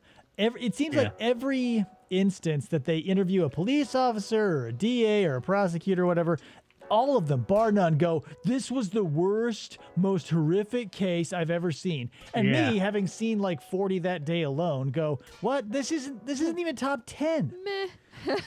But like, if you're a cleaner of a crime scene, you see that shit daily. That's burly, dude. So burly. I mean, you're obviously going to have to, or rather not have to deal with the bodies. They take those away. But like all the chunks that would possibly be left over and the stains and stuff. Yep. Yeah, and then you know that on occasion they miss a finger or a tooth or something, and then people find it like months later. That's why it's important to always do your job right the first time. Right. And then somebody Oh my finds it. God. Fuck. The bucket. It's okay. I I'm saw sorry. that. Dee. Okay, will this hold all the way down? So, what else are you, or well, not what else, but are you keeping your art skills alive while you're in Japan? Are you doing any more painting or sculpting or anything out there? Well, I haven't done much here in that sense, but I got a job. You know, doing the voice acting. I think I told you, not voice acting, but it's teaching English to kids. I help make the video homework, so they put me on in front of a camera, and I actually, before we do the camera stuff, they give me vocabulary words, and I take those vocabulary words, I make simple sentences with them, and then collect clip art to go with the sentences. So then we make. Let me pause you for one sec. Cards. Let me pause you for one sec. Let me pause you for David's 1 second. gonna yell at me. Yeah, Krista, stop throwing shit at the bottom of the stairs. I can't walk around it. There's a big pile of shit, and I've got a big bunch of shit up here. I'm bugging all over the goddamn place. Okay, go ahead, Big Salmon. Ready for the story to continue. So there we go. That's so we print the cards out that I make, And then, once a week, then we film me reading the cards and being very animated and very cheery. And, it's basically, hey guys, let's study vocabulary today. Big smile, wide eyes, whatever, just to help, kids get into it. And then read the cards while I'm holding them up in front of the camera. And then saying, great job. That's pretty I'll see you rad, next though. time. It's cool, yeah, and it's acting in a sense because I'm certainly not normally that chipper. Not that I'm not happy, but I'm not totally over the top like they want me to be. And so it's fun. So far it's fun, and I get to travel for free, so I don't always go to the same place. They have me go to various areas in Japan. Because it's a big company. It's a really big company that makes these educational materials, and then other smaller companies pay for their books and their video homework and stuff. And sometimes we'll film at a school in this area of Tokyo, and sometimes it's some other area of Japan, and they pay for the travel, which is, by travel, it's I think the most I have to travel is 2 hours on a train. And it's cool. Like, it's sightseeing. I think if I did that for a few years, it'd probably wear on me just because it'd be like, the train again. Because even though I'm not at the rush hour, it's usually just after the rush hour. It's still, I don't always get a seat, so it kind of sucks to stand in a train for an hour at a time or whatever. VO is it's one of those things that it seems like it would be so great and awesome and cool, but here's a personal story. I've done a few writing, things, and I got I've mentioned him on the show before, but he's a great VO guy, great narrator, Wayne June. He has done work from everybody, from Audible to Coca-Cola. He started his own audiobook company, but some of the most interesting stuff he's done has been stuff that I'd never even think of. Like, he had to, if I'm remembering the story correctly, he had to at one point record instructions for using a microwave for the blind. Huh. And if you ever heard Wayne June's voice, he does a lot of H.P. Lovecraft and cosmic horror, a lot of Poe. He's got this really deep baritone, like really chilling shit he can do. And then just imagine that voice being like, okay, now press 30 seconds, like, which will be right to your right or whatever. It's just so wild. Yeah, so I'm hoping it could turn into more. You never know. For sure. With your talent, charisma, no problem. Like I was telling you off air, and I'll tell you on air so everyone else can hear it, is that you've got whatever it is, whatever you want to call it. If you want to call it talent or natural ability or whatever, you can read something and it sounds natural. That's cool, man. Yeah, and all the videos I make, they're all scripted, so I'm definitely reading. Yeah, and that definitely helps, because I'm now in the process of trying to record a few of the things that I've written with my own voice, and I'm getting positive feedback, but to me it still feels like, it's awful. Well, I felt that way too. I mean, when I first started making videos, and people said, "Oh, you have a good voice for that," it didn't register. I mean, I can hear it now when I listen back to stuff, but at the time I'm like, okay, well, thanks for trying to make me feel better. Right, because I'm sure you feel as I do now, when it feels like every word I say is the wrong inflection, and when I'm going back and editing it, I'm like, nope, this sucks, but I don't want to do it again, so this is what we're stuck with. Yeah, plenty of that. But yeah, I appreciate the vote of confidence. And oh yeah, I mean, come on, it's natural. I do want to see some of your art at some point. I've seen a little bit of it, but I want to maybe do a swap at some point. Oh, that would be great, man. You got the 3D printer. Maybe we can work something out. Yeah, there's always part of me that wants to be doing something, and then part of me that wants to be like, oh wait, I've got a child I've got to watch to make sure he doesn't swallow something or run into the dogs or smash his head onto anything basically. Oh my god. What? Whoever just ran into me again killed me. I did it. Well, how am I killing you? I don't know. think Baked Salmon has a needle in his pocket full of curare. I'll throw that computer away for you, though. Thanks. Throw her body in the... My body disappears, but I think the mop stays because there was a mop. Oh yeah, I did see a mop that was weird. And I couldn't pick it up. Are you alive again now, or? Yeah. Okay, I I'm sorry. respawned myself. It's okay. Well, how the hell that's happening? I'll stay away from Stay you. away from me. This I always thought this was a game that did not have a death state, but Christos was able to find it. Yep. Got it. Twice. This says I had a rather unpleasant encounter downstairs with one of those sanitation drones this morning. The office bathroom was fully occupied after last night's office party curry, Ugh. forcing me to use the downstairs one. This filthy guy in his overalls starts shouting at me, asking all sorts of things I didn't have the answers to, and throwing beer bottles at me. How the hell did they get beer? I really don't like those damn guys being so close to us up here. Management must do something about this. Look at that. That's a direct continuation to the last thing we read. Yep. Nice. Yeah, this game doesn't seem like it would have a narrative, and honestly, if you never found those, it probably wouldn't make much of a difference. But it's cool that somebody had to sit down and write a story for this room full totally. of body parts. Pardon me, sir. Oh, God. Sweet lord. Here you It's go. going crazy. I'm just going to set it down. We'll start over. Oh, God. No, it's going crazy some more. Whoa, it's going nuts, dude. Uh-oh. My clipboard. Well, I'm watching it on my screen and on yours, and on my screen it's going way more haywire. Yeah, I don't know why everyone outside of me always sees more crazy stuff. Get in there. Come on. Get in there. Yeah. Fine. Screw it. It's so funny. I'm standing at the bottom of the stairs, and the mop that's just sitting just keeps falling from the top, like it's just getting dropped down. Oh, you're bringing the radio down? I don't know, should I? No? Should I leave it up there? I mean, it's... You can Right. do whatever you want with it, technically. Middle of the hallway. You can burn it. We're rich. Oh, God damn it. All the body parts fell out of the stupid bucket.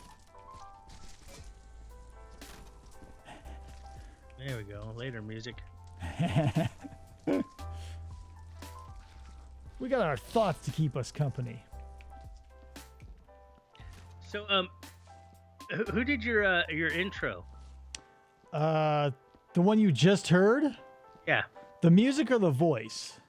Well, I guess both. Is it to get it from two separate places? Yeah, so the voice is actually a friend of Krista's. She's actually a voice actor who does VO work, and she came and did some stuff for the show. She actually did a bunch of commercial reads and stuff, which I pull out every once in a while. Oh, cool. She kind of reminds me of Nikki Chuckles. Oh, cool. If you get that, if anybody here gets that besides me and Salmon. But yeah. And then the music is from a band out of Texas called Sloth Fist, who I have spoken to the bass player and the lead guy. They've been on the show a couple of times, and they're super cool. The if you watch this, or the video's a little small now, but usually you can see the record right up there on above my left shoulder. Oh, yeah. I see something square. Yeah, that's the Mothman is real. Nice. And so And that's cool. Yeah. So, I mean, that's something you they did for you as friends, or somebody you met and was it like online Fiverr or something, or how did did you I meet meet them? them? I have no idea how I meet people anymore. So I feel like you came across Slothfist just from looking for music for the show. I know, because they know everybody I knew before. So I feel like, okay, yeah. so let me unpack it. I, at some point, found a band. So in the old show, the old format, I would look for music on Bandcamp, and I would reach out to them. I'd say, hey, I need copyright-free music. If I credit you, and I would just play music during the show, and everybody would be like, yeah, cool. So I would shout them out, and everybody would be great. So I found a band called Your Favorite Train Wreck, and I reached out to one of the lead guys in that. His name is Popeye Vogelsang, who was the frontman of Farside back in the 90s. Okay. So talked to him, asked him if I could use his stuff. He said, yeah. I said, why don't you come on the show too? He said, great. I found out that he was, still deep in the punk scene. And I'm pretty sure that's how I met Mark Maxey, Yeah. who is the bass player for Slothfist. And Yes. that got me to Eric Daniels, who is the lead singer. Cool. It's a whole thing. Yeah, it is wild. Like by talking to a guy who lives in, Pennsylvania, he was able to basically weed me into the punk scene out in SoCal. Yeah, Wow, we that's went cool. last June. A record label in California was doing a yard sale or whatever, and Revelation Records. Yeah, and Popeye was singing there, so we went just to see Popeye. We took a long weekend. We went and we saw Popeye. We met a bunch of random people we didn't even know would be there, like Mark Maxey. He just randomly walked in. Yeah, We're like, it oh, was shit. wild. I talked to him like half a dozen times on the internet on the show and stuff, and I just see him walking by and I go, Mark? And he goes, what are you doing here? Like, we drove. Hey, man. Yeah, it's Totally cool, man. It's pretty wild. Like, all you got to do is basically ask, and especially in the punk community, they're super interested in getting their stuff out there, and I'm super interested in playing it. Mm-hmm. Oh, that's awesome. It's like you know, and, you men- oh gosh, who's that You band that you mentioned, play at the end of your shows now? Oh, Samurai Cover Project. Yeah. Kind of like you and them. Yeah. Yeah, just it's something cool that I found. I really like those guys. And the guitarist has already reached out wanting to get together, and I just haven't made it happen yet. Oh, that's so cool. Yeah. Yeah. So he doesn't live too far from me here.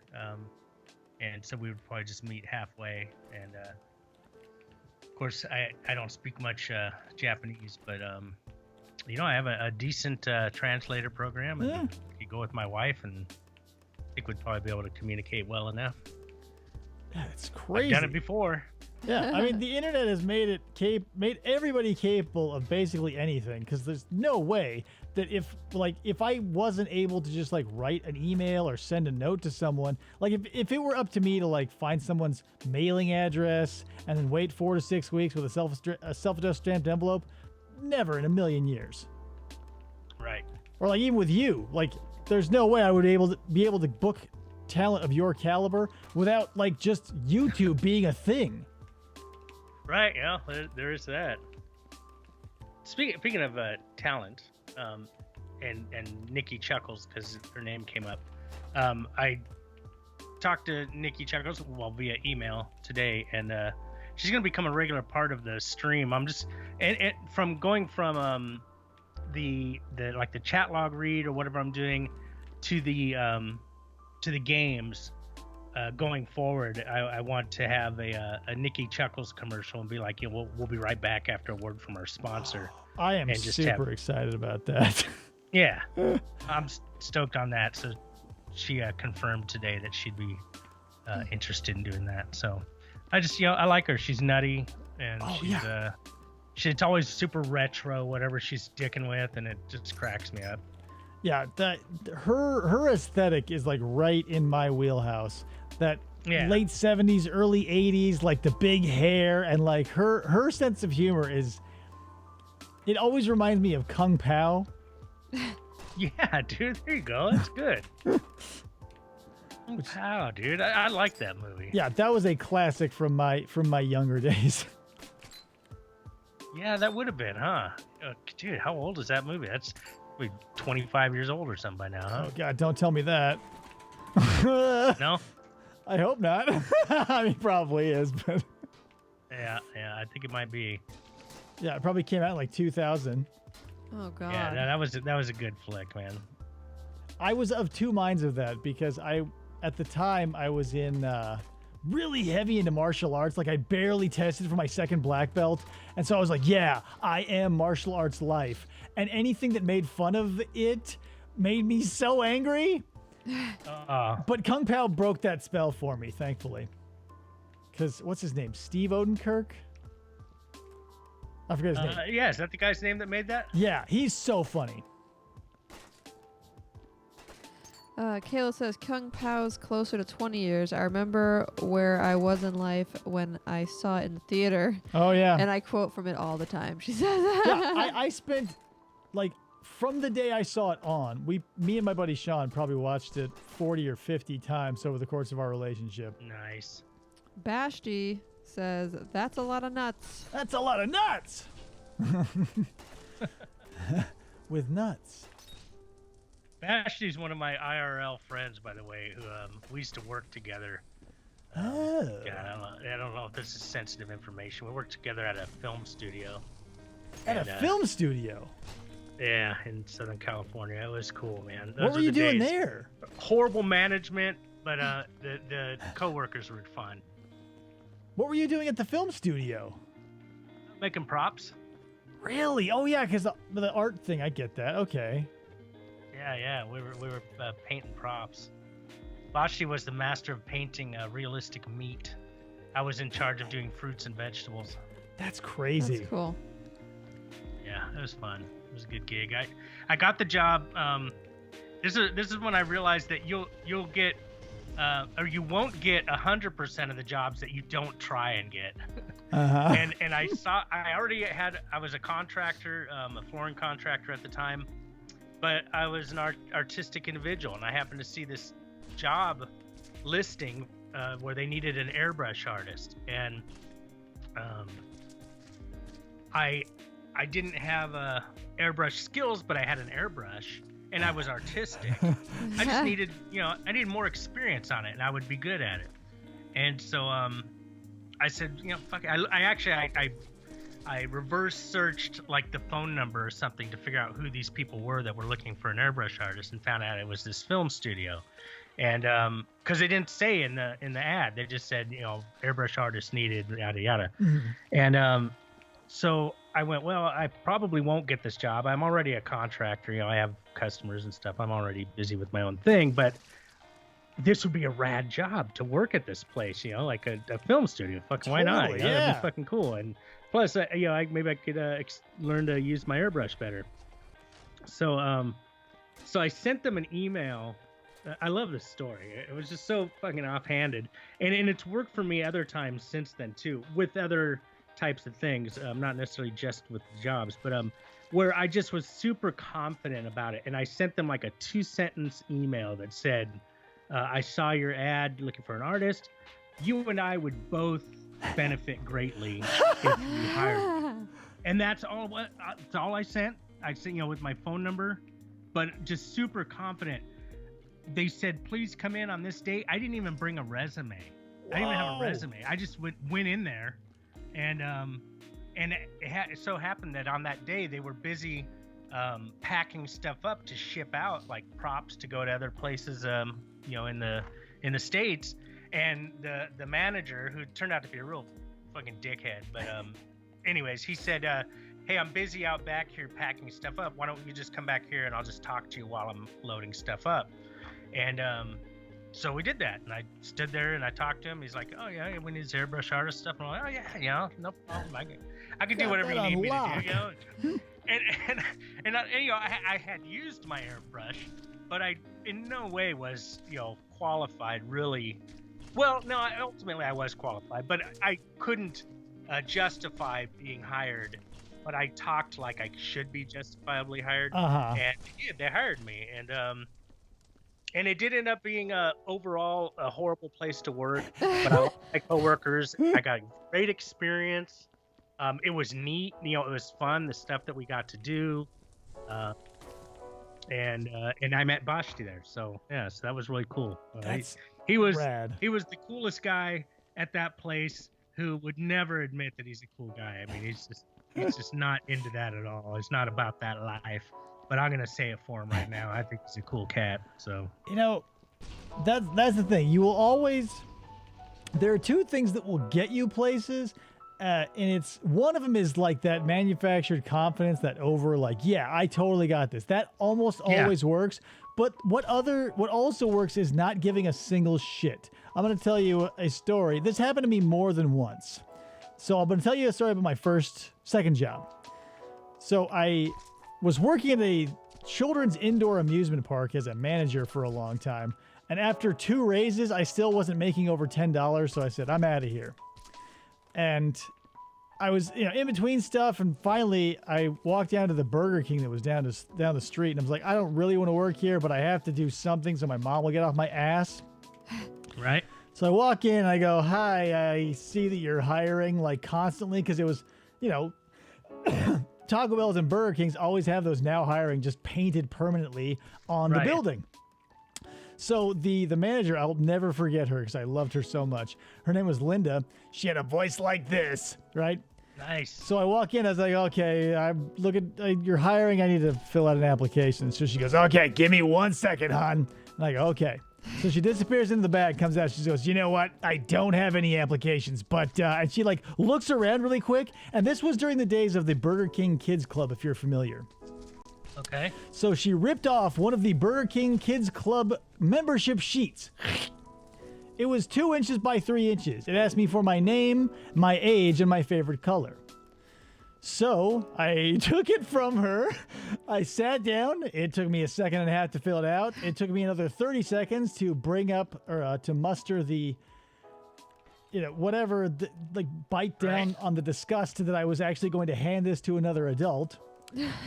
She takes it. She looks at me. She goes, when can you start? And I go, shit. And then I worked at Burger King. Awesome, man. But it also worked with my What a great confidence story. too. It's just How long did you stay there? like a year. I stayed there You're through. like 2 weeks. It didn't work out. I hated it. I wish it, but that was the thing. I was still at that time in my life where I was like, no, my reputation is very important. Like a work ethic is very important to me. So I fucking busted my ass. I was the only person who could disassemble and reassemble the shake machine. Like I was that dude.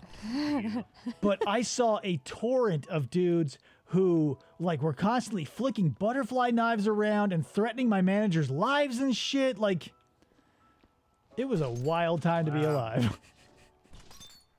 Wow. Yeah, that's cool, man. Yeah. Let me double down on this. How I got that job where I just super hyper cocky and didn't even bring a resume to the interview, and it worked out for me. Well, about that time, there's a few other things I did, in the same vein. I don't remember which came first, but it was in this time, like for a year, I was doing stuff like that, and it was always working out for me. And one of them was Judge Judy. I decided, I want a picture of Judge Judy, an autograph picture.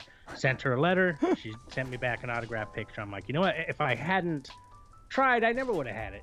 Totally. And I got it, and I was so stoked on that, and it was personalized even. I'm like, fuck yeah. That's crazy. So that was in the same time frame. Also, I had just before. Okay, so this came first, I believe. My contractor's license. It cost like, I want to say $1,200 for the school to have an organization teach me everything I need to know to take the contractor's license test and pass. And if I didn't pass, they would pay for me to take it again, that sort of thing. And to get the license, now I had the experience, but there's shit like law and stuff, that you're supposed to know, like weird contract law and all this crap that you don't get when you're just a scrub putting in floors in, right? Yeah. So they when I signed up for the school, they supplied me with training study material for the trade aspect of it, which mostly I knew, but I really was only in wood flooring. I also needed to know vinyl installation and carpet installation, so I needed to learn that stuff from them because I didn't know jack about those trades, and that was part of the license. But then there was also the law portion of the test that they were supposed to supply me with information, and what they did supply me with was 2 CDs of like somebody reading the law books or something. It was really horrible. Okay. I ended up passing the test, but in hindsight, I was like, this kind of sucks. They didn't really help me study for the law portion. So I'm like, I spent $1,200. Let's see what happens. I sent them a letter that explained that, and they sent me $600 back, or $650, I think. I think it was like $13 bucks. So, And I was Wow. like, dude, had I not asked, I wouldn't have got any of that back. And I was so delighted that all it took was just asking. And they went, okay, well, if you don't feel like you got your money's worth. So there was that. That's I want nuts. to say there was something else too. Even this job I have now in Japan, the acting job. So I went online to a website called jobsinjapan.com or something, .net or whatever. And I used the filters. I want a job where I don't have to speak Japanese. Very few jobs showed up, but the acting job was one of them. And just like with working at the film studio, I'm like, that would be a cool job. If I'm going to work in Japan, that would be a great job to get, right? Mhm. And so I went for it. And my resume, they needed a resume, so I made one up, and I made it super artistic. I'll show it to you in the Discord sometime if I remember. Where I have my avatar, like that I had somebody make on Fiverr. I have it going off the edge of the paper at the top and coming in on the bottom. Oh, wow. So it's just really weird, like bizarre resume, but I wanted them to see that, wow, this guy's super artistic, right? Uh-huh. Like hyper artistic. And then I just like glossed over the work that I'd done in the past, and it got me the job. And it was like, I didn't want to go with a standard resume that everybody has, Right, yeah. That's the whole point. Like being a hiring manager like I used to be, a lot of people put zero effort into their resumes, and passed them by. They sucked. Well, I'll tell you. Here, so RJ says he got a story at his job at Staples because they thought he was the manager where he was. Nice, RJ. Lies always work too. But I was an electrician for a while, and the company I was working for, laid us all off or something, whatever. So I need another job. So I go to this place called Gen Electric, and they're like, okay, you have to take the test to find out where your skill is, or even if we'll hire you. So you can be like entry level, journeyman, yada, yada, yada. So they put me in this room with this sheet of paper with 15 electrical questions on it, and they shut the door.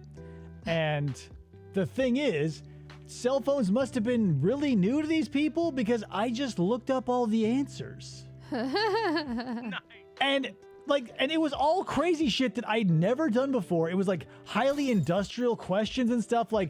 I'd done mostly residential and commercial, which are super easy. It's sweet cake job. So there was a bunch of industrial questions on there, and one's how thick does the concrete pylon need to be if you run feeders? And the wire gauge is 500 plus, and I'm like, oh fuck. So I just looked it up, and I put it it's 20 feet. So I just wrote down 20 feet. So after 15 minutes, dude comes in, and he looks it over, and he's like, oh wow, you've got this one. No one gets that. And I was like, what? But I totally cheated. That's fantastic, dude. That's a marvelous story. Uh, Just had no idea. Yeah, and I'm remembering now that when I got my job at AT&T, which was the best, real job other than my contracting job, it's really the best job I ever had, right? And I worked there for 4 years, and then they laid off 20 people, and I was happened to be one of the last in, so one of the first out when they laid people off. But even getting that job, when I went into the interview, I used that tactic where I fronted. They maybe they ask a question why would you be a good fit in this job? And I'm like, well, I'm a major tech nerd. The internet and my job, that I was going for was to be a technician installing internet. And I'm like, I'm basically a techie, and have been for, most of my life, which is a lie. I mean, I was using computers at an early age, but I in no way was this techie that I was trying to make myself out to be, but it worked and I got the job, Yeah. The amount of interviews that I have sailed through. Okay, here's what I'll relate it to, since I am a true crime fan. Being good at an interview is like being good at an interrogation. Because let's say when you're watching something like an interrogation of someone who actually murdered someone, they'll say, where were you yesterday? And if they don't stop talking for 25 fucking minutes, you go, guilty. But all the people who were in there who were wrongfully accused, or they're just witnesses or whatever, they go, hey, what happened here? And they go, blah, blah, blah. Done. Like, brevity reads like you would not believe as confident or whatever it is, but it does. That's good advice, man. And anybody out there listening right now, heed this advice, because I think that's excellent advice. Yeah. Just on a need to, like, don't over embellish, don't fucking talk yourself up, don't tell them how your Easter was. Just shut your fucking mouth and just answer the question and then be done with it. Because that's all they want. Like, when I know, and now being able to interview people and have at multiple jobs, the people who talk my fucking ear off, I go, great, we'll call you, and then I shred their shit. Yeah. Because I don't want to be sitting next to that person who will be talking like that all the time. Yeah, no shit. But there you go. What was let's see. What was your greatest coup then? Was it the fast food restaurant? Was that the one where you? Oh, where I did the least got amount the of job work? when you shouldn't have or something? Oh, or? no. I had one that was way sweeter than that. I'm like interview-wise. So I was working at at Burge Ford selling cars. Okay. And I was like, man, this isn't going so great. And then I got sick for some reason for a long time that no one knew what was happening. So I had to quit. And so I was like, okay, desperate for a job. And I, like, on a whim, having no experience in the field whatsoever, applied for an insurance AR specialist. So that's just someone who calls the insurance and asks them why they haven't paid the claim or if they're going to pay the claim, and that's it. So that's the job I thought I was applying for. So I pick up the phone, I call the number. She goes, hi, this is Kelly. I said, I read the ad, and I would like to apply for the job. She goes, okay, how old are you? And I go, I forget how old I was, in my 20s. And she goes, okay, great. When can you start? And that was that. I had a job that day.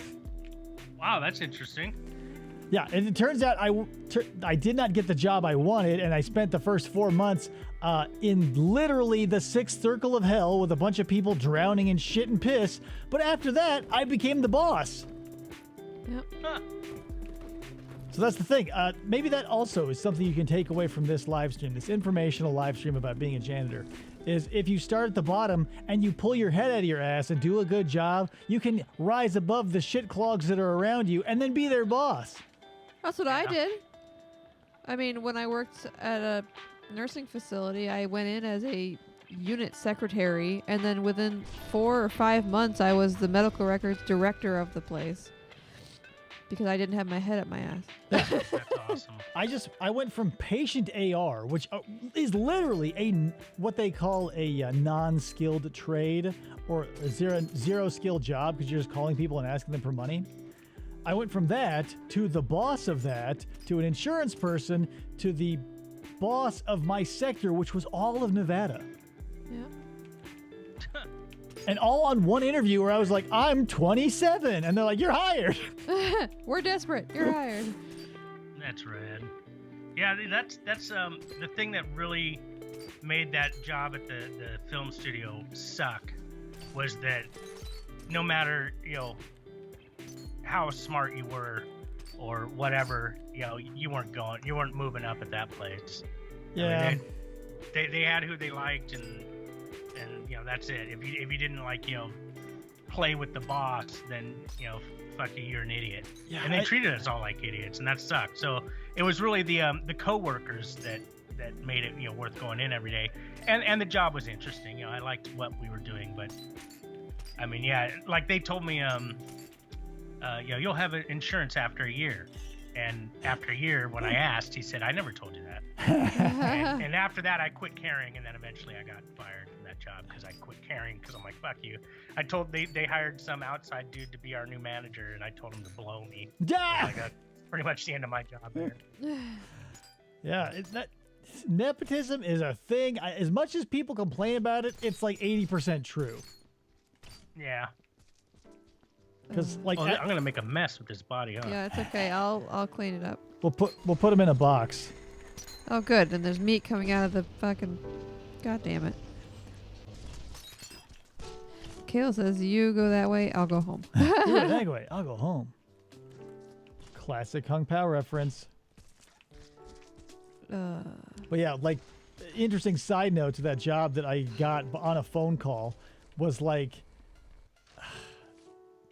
and I can't understand how this happens, because they hired a dude to take over the place that I left once they promoted me, and everybody hated him. He was a total douchebag, and one day he just disappeared. And then like the next week, everybody's like, "Hey, where's what's his nuts?" And one of the owners, or one of the bosses rather, walks up and like, "Oh yeah, he turns out he embezzled like 40 grand from the company and went back to India." I was like, Wow. Is it that easy?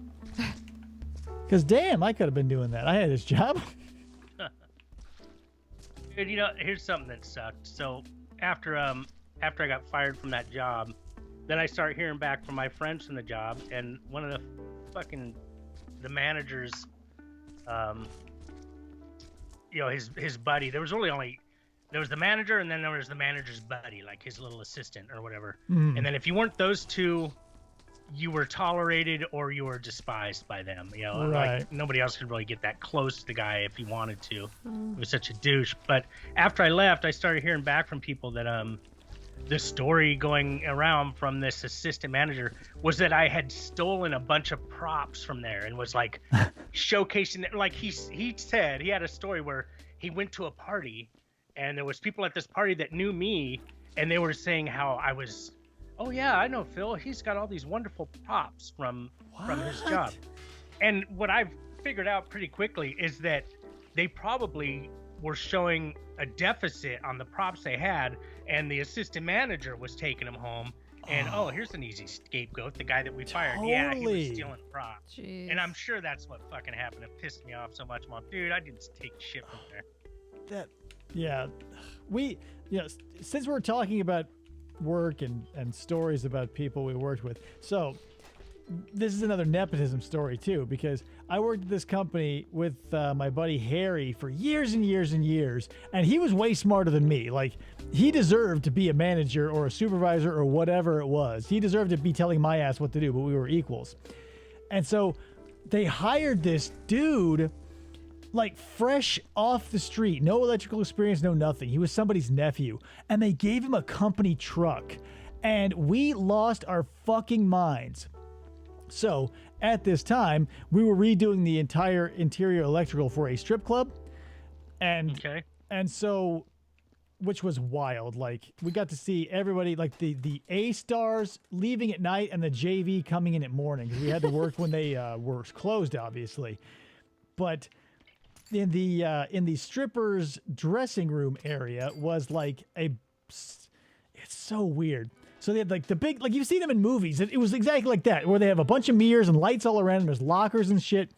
And then they had their bathrooms, which was just like part of a hallway with 3 toilets in it. Nice. And so, of course, the guy who, I can't even remember his real name, but he was always late, and my buddy Harry would always call him Cooter. So when Cooter was late one day, we were working, and Harry was getting more and more pissed because he was supposed to be there and bring parts and shit. So on the floor, there was a cigarette, and Cooter smoked. So he's like, you know what? I've had enough. So he picks up this cigarette, and he walks it into the dressing room, through there and into the toilet, and he rubbed the filter around each of the toilet bowls. Oh. And then when Cooter shows up, Harry's like, here, I got this cigarette for you. Just one Lucy. And dude takes it. He's like, what did you do with it? Like, poison it? And he's like, no, I just got it for you. And he's like, great, thanks. And lit it up right there. And then he didn't show up the next day. We thought we killed him. Oh, dude. But no, he was just late again because he's a piece of shit. Oh, that's hilarious, dude. But awful at the same time. Don't do that. No, yeah. I mean, I did not do it. I was like, should you be doing this? It seems dangerous. He's like, don't worry about it. I'm like, whatever. It's fine. No. You know, it doesn't feel like in the moment you're leading an interesting life, but when you're sitting here being a janitor and talking about it to someone over the internet, it kind of seems all right. Yeah, it kind of seems like you could have your you could write your memoirs, and it would be interesting for people, you know? The Lucy We Gave to Cooter, Chapter 1. Okay. That's funny. That reminded me of this tweaker kid when I was a teenager. who his name was Richie, but we called him Retchie, and or more specifically Sketchy Retchie, because he was always sketched out and nervous and tweaking. Right. And he calls us over to my house one day and wants to talk to some dude that had some weed and said, hey man, you got some weed? I could really use a bong load. Oh yeah, come on over. Come on over to Salmon's house. We'll load you up a bong load. So on his way over, they very precisely like loaded a bunch of seeds and then put like a little bit of shake on top of it. And then when he came in, like, here you go, buddy. Here you go. Here's your bong load. And he starts pulling on the bong load, and it's going pop, pop, pop, pop. Seeds popping everywhere. And he just takes a big hit, and he goes, thanks, dude. And gives a thumbs up. Oh, my God. He was all stoked. Fucking That hilarious. just reminded me of that. Giving him that cigarette reminded me of loading Sketchy Retchie a bong load of seeds and having him be grateful. That's hilarious. That reminds me of a guy. So when I was back when I was an electrician again, we were building this school out in Anthem here in Arizona. It was like a brand new facility, new school. We're building it. Awesome. And I was thankfully smart enough to receive my own helper. So if you were really good at the job, you got your own extra dude who would push your cart around that had all your tools and your parts and all that shit on it. Yeah. And so my dude's name was Tracy. And he was a 42-year-old guy with a bleach blonde rat tail and a healthy meth addiction. Okay. So, and the beauty of it is, like, he wasn't like a violent meth head, so I always felt safe around him. I never felt like he was going to steal anything. He was always very on point. It was just sometimes he would do meth and be very energetic. Yeah. So, this thing is a fucking disaster. So, I would, when I was up in the ceiling of places, I would call to him and say, Tracy, I need my linemans, I need my dikes, I need this, I need that. And he'd go, what do they look like? And I go, God damn it. So what I did was, to circumvent this, I took a Sharpie and I drew shapes on all my tools.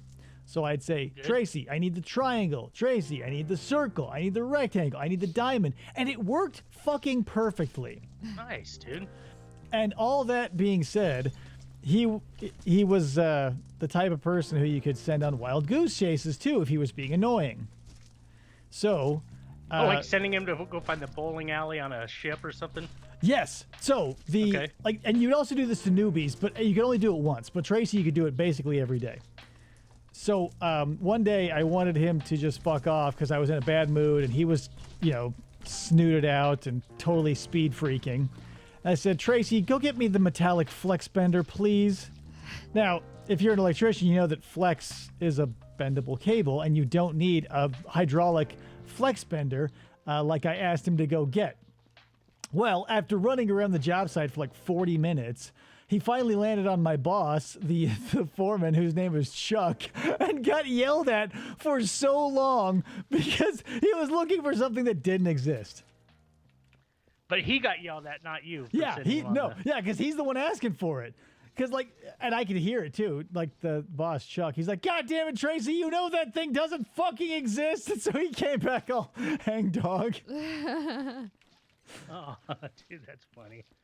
Oh, Tracy. I wonder where Tracy is today. Oh, God, I don't know. Like, the last I knew of his whereabouts, I was dropping him off in the middle of nowhere, and he lived in a single-wide trailer with his two elderly parents, and he invited me in one day to, meet his parents, like we were dating or something, and I was like, fuck, why not? I'll meet your parents, Tracy. Yeah.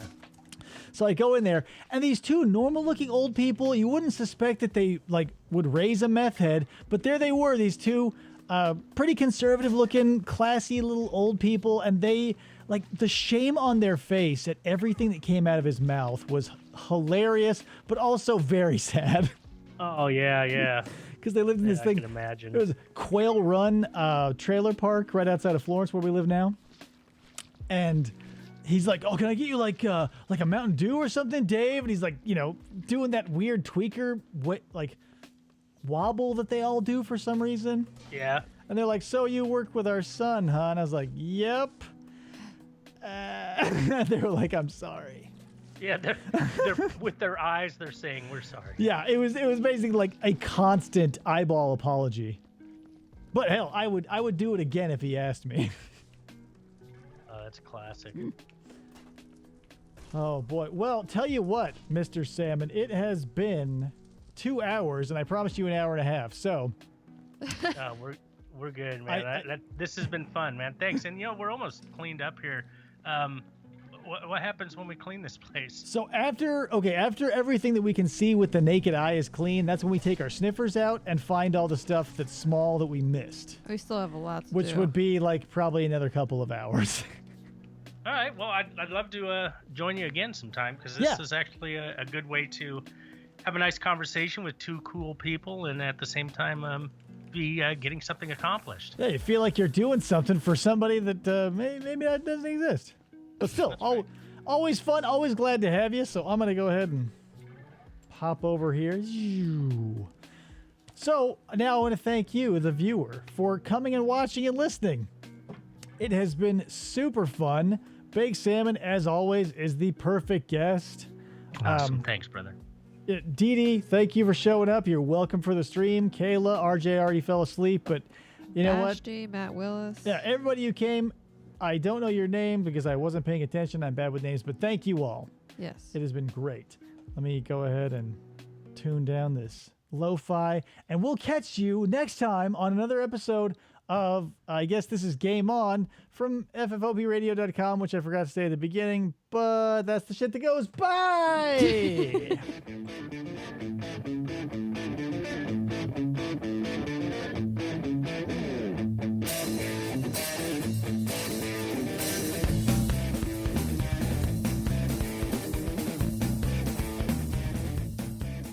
Or they try to.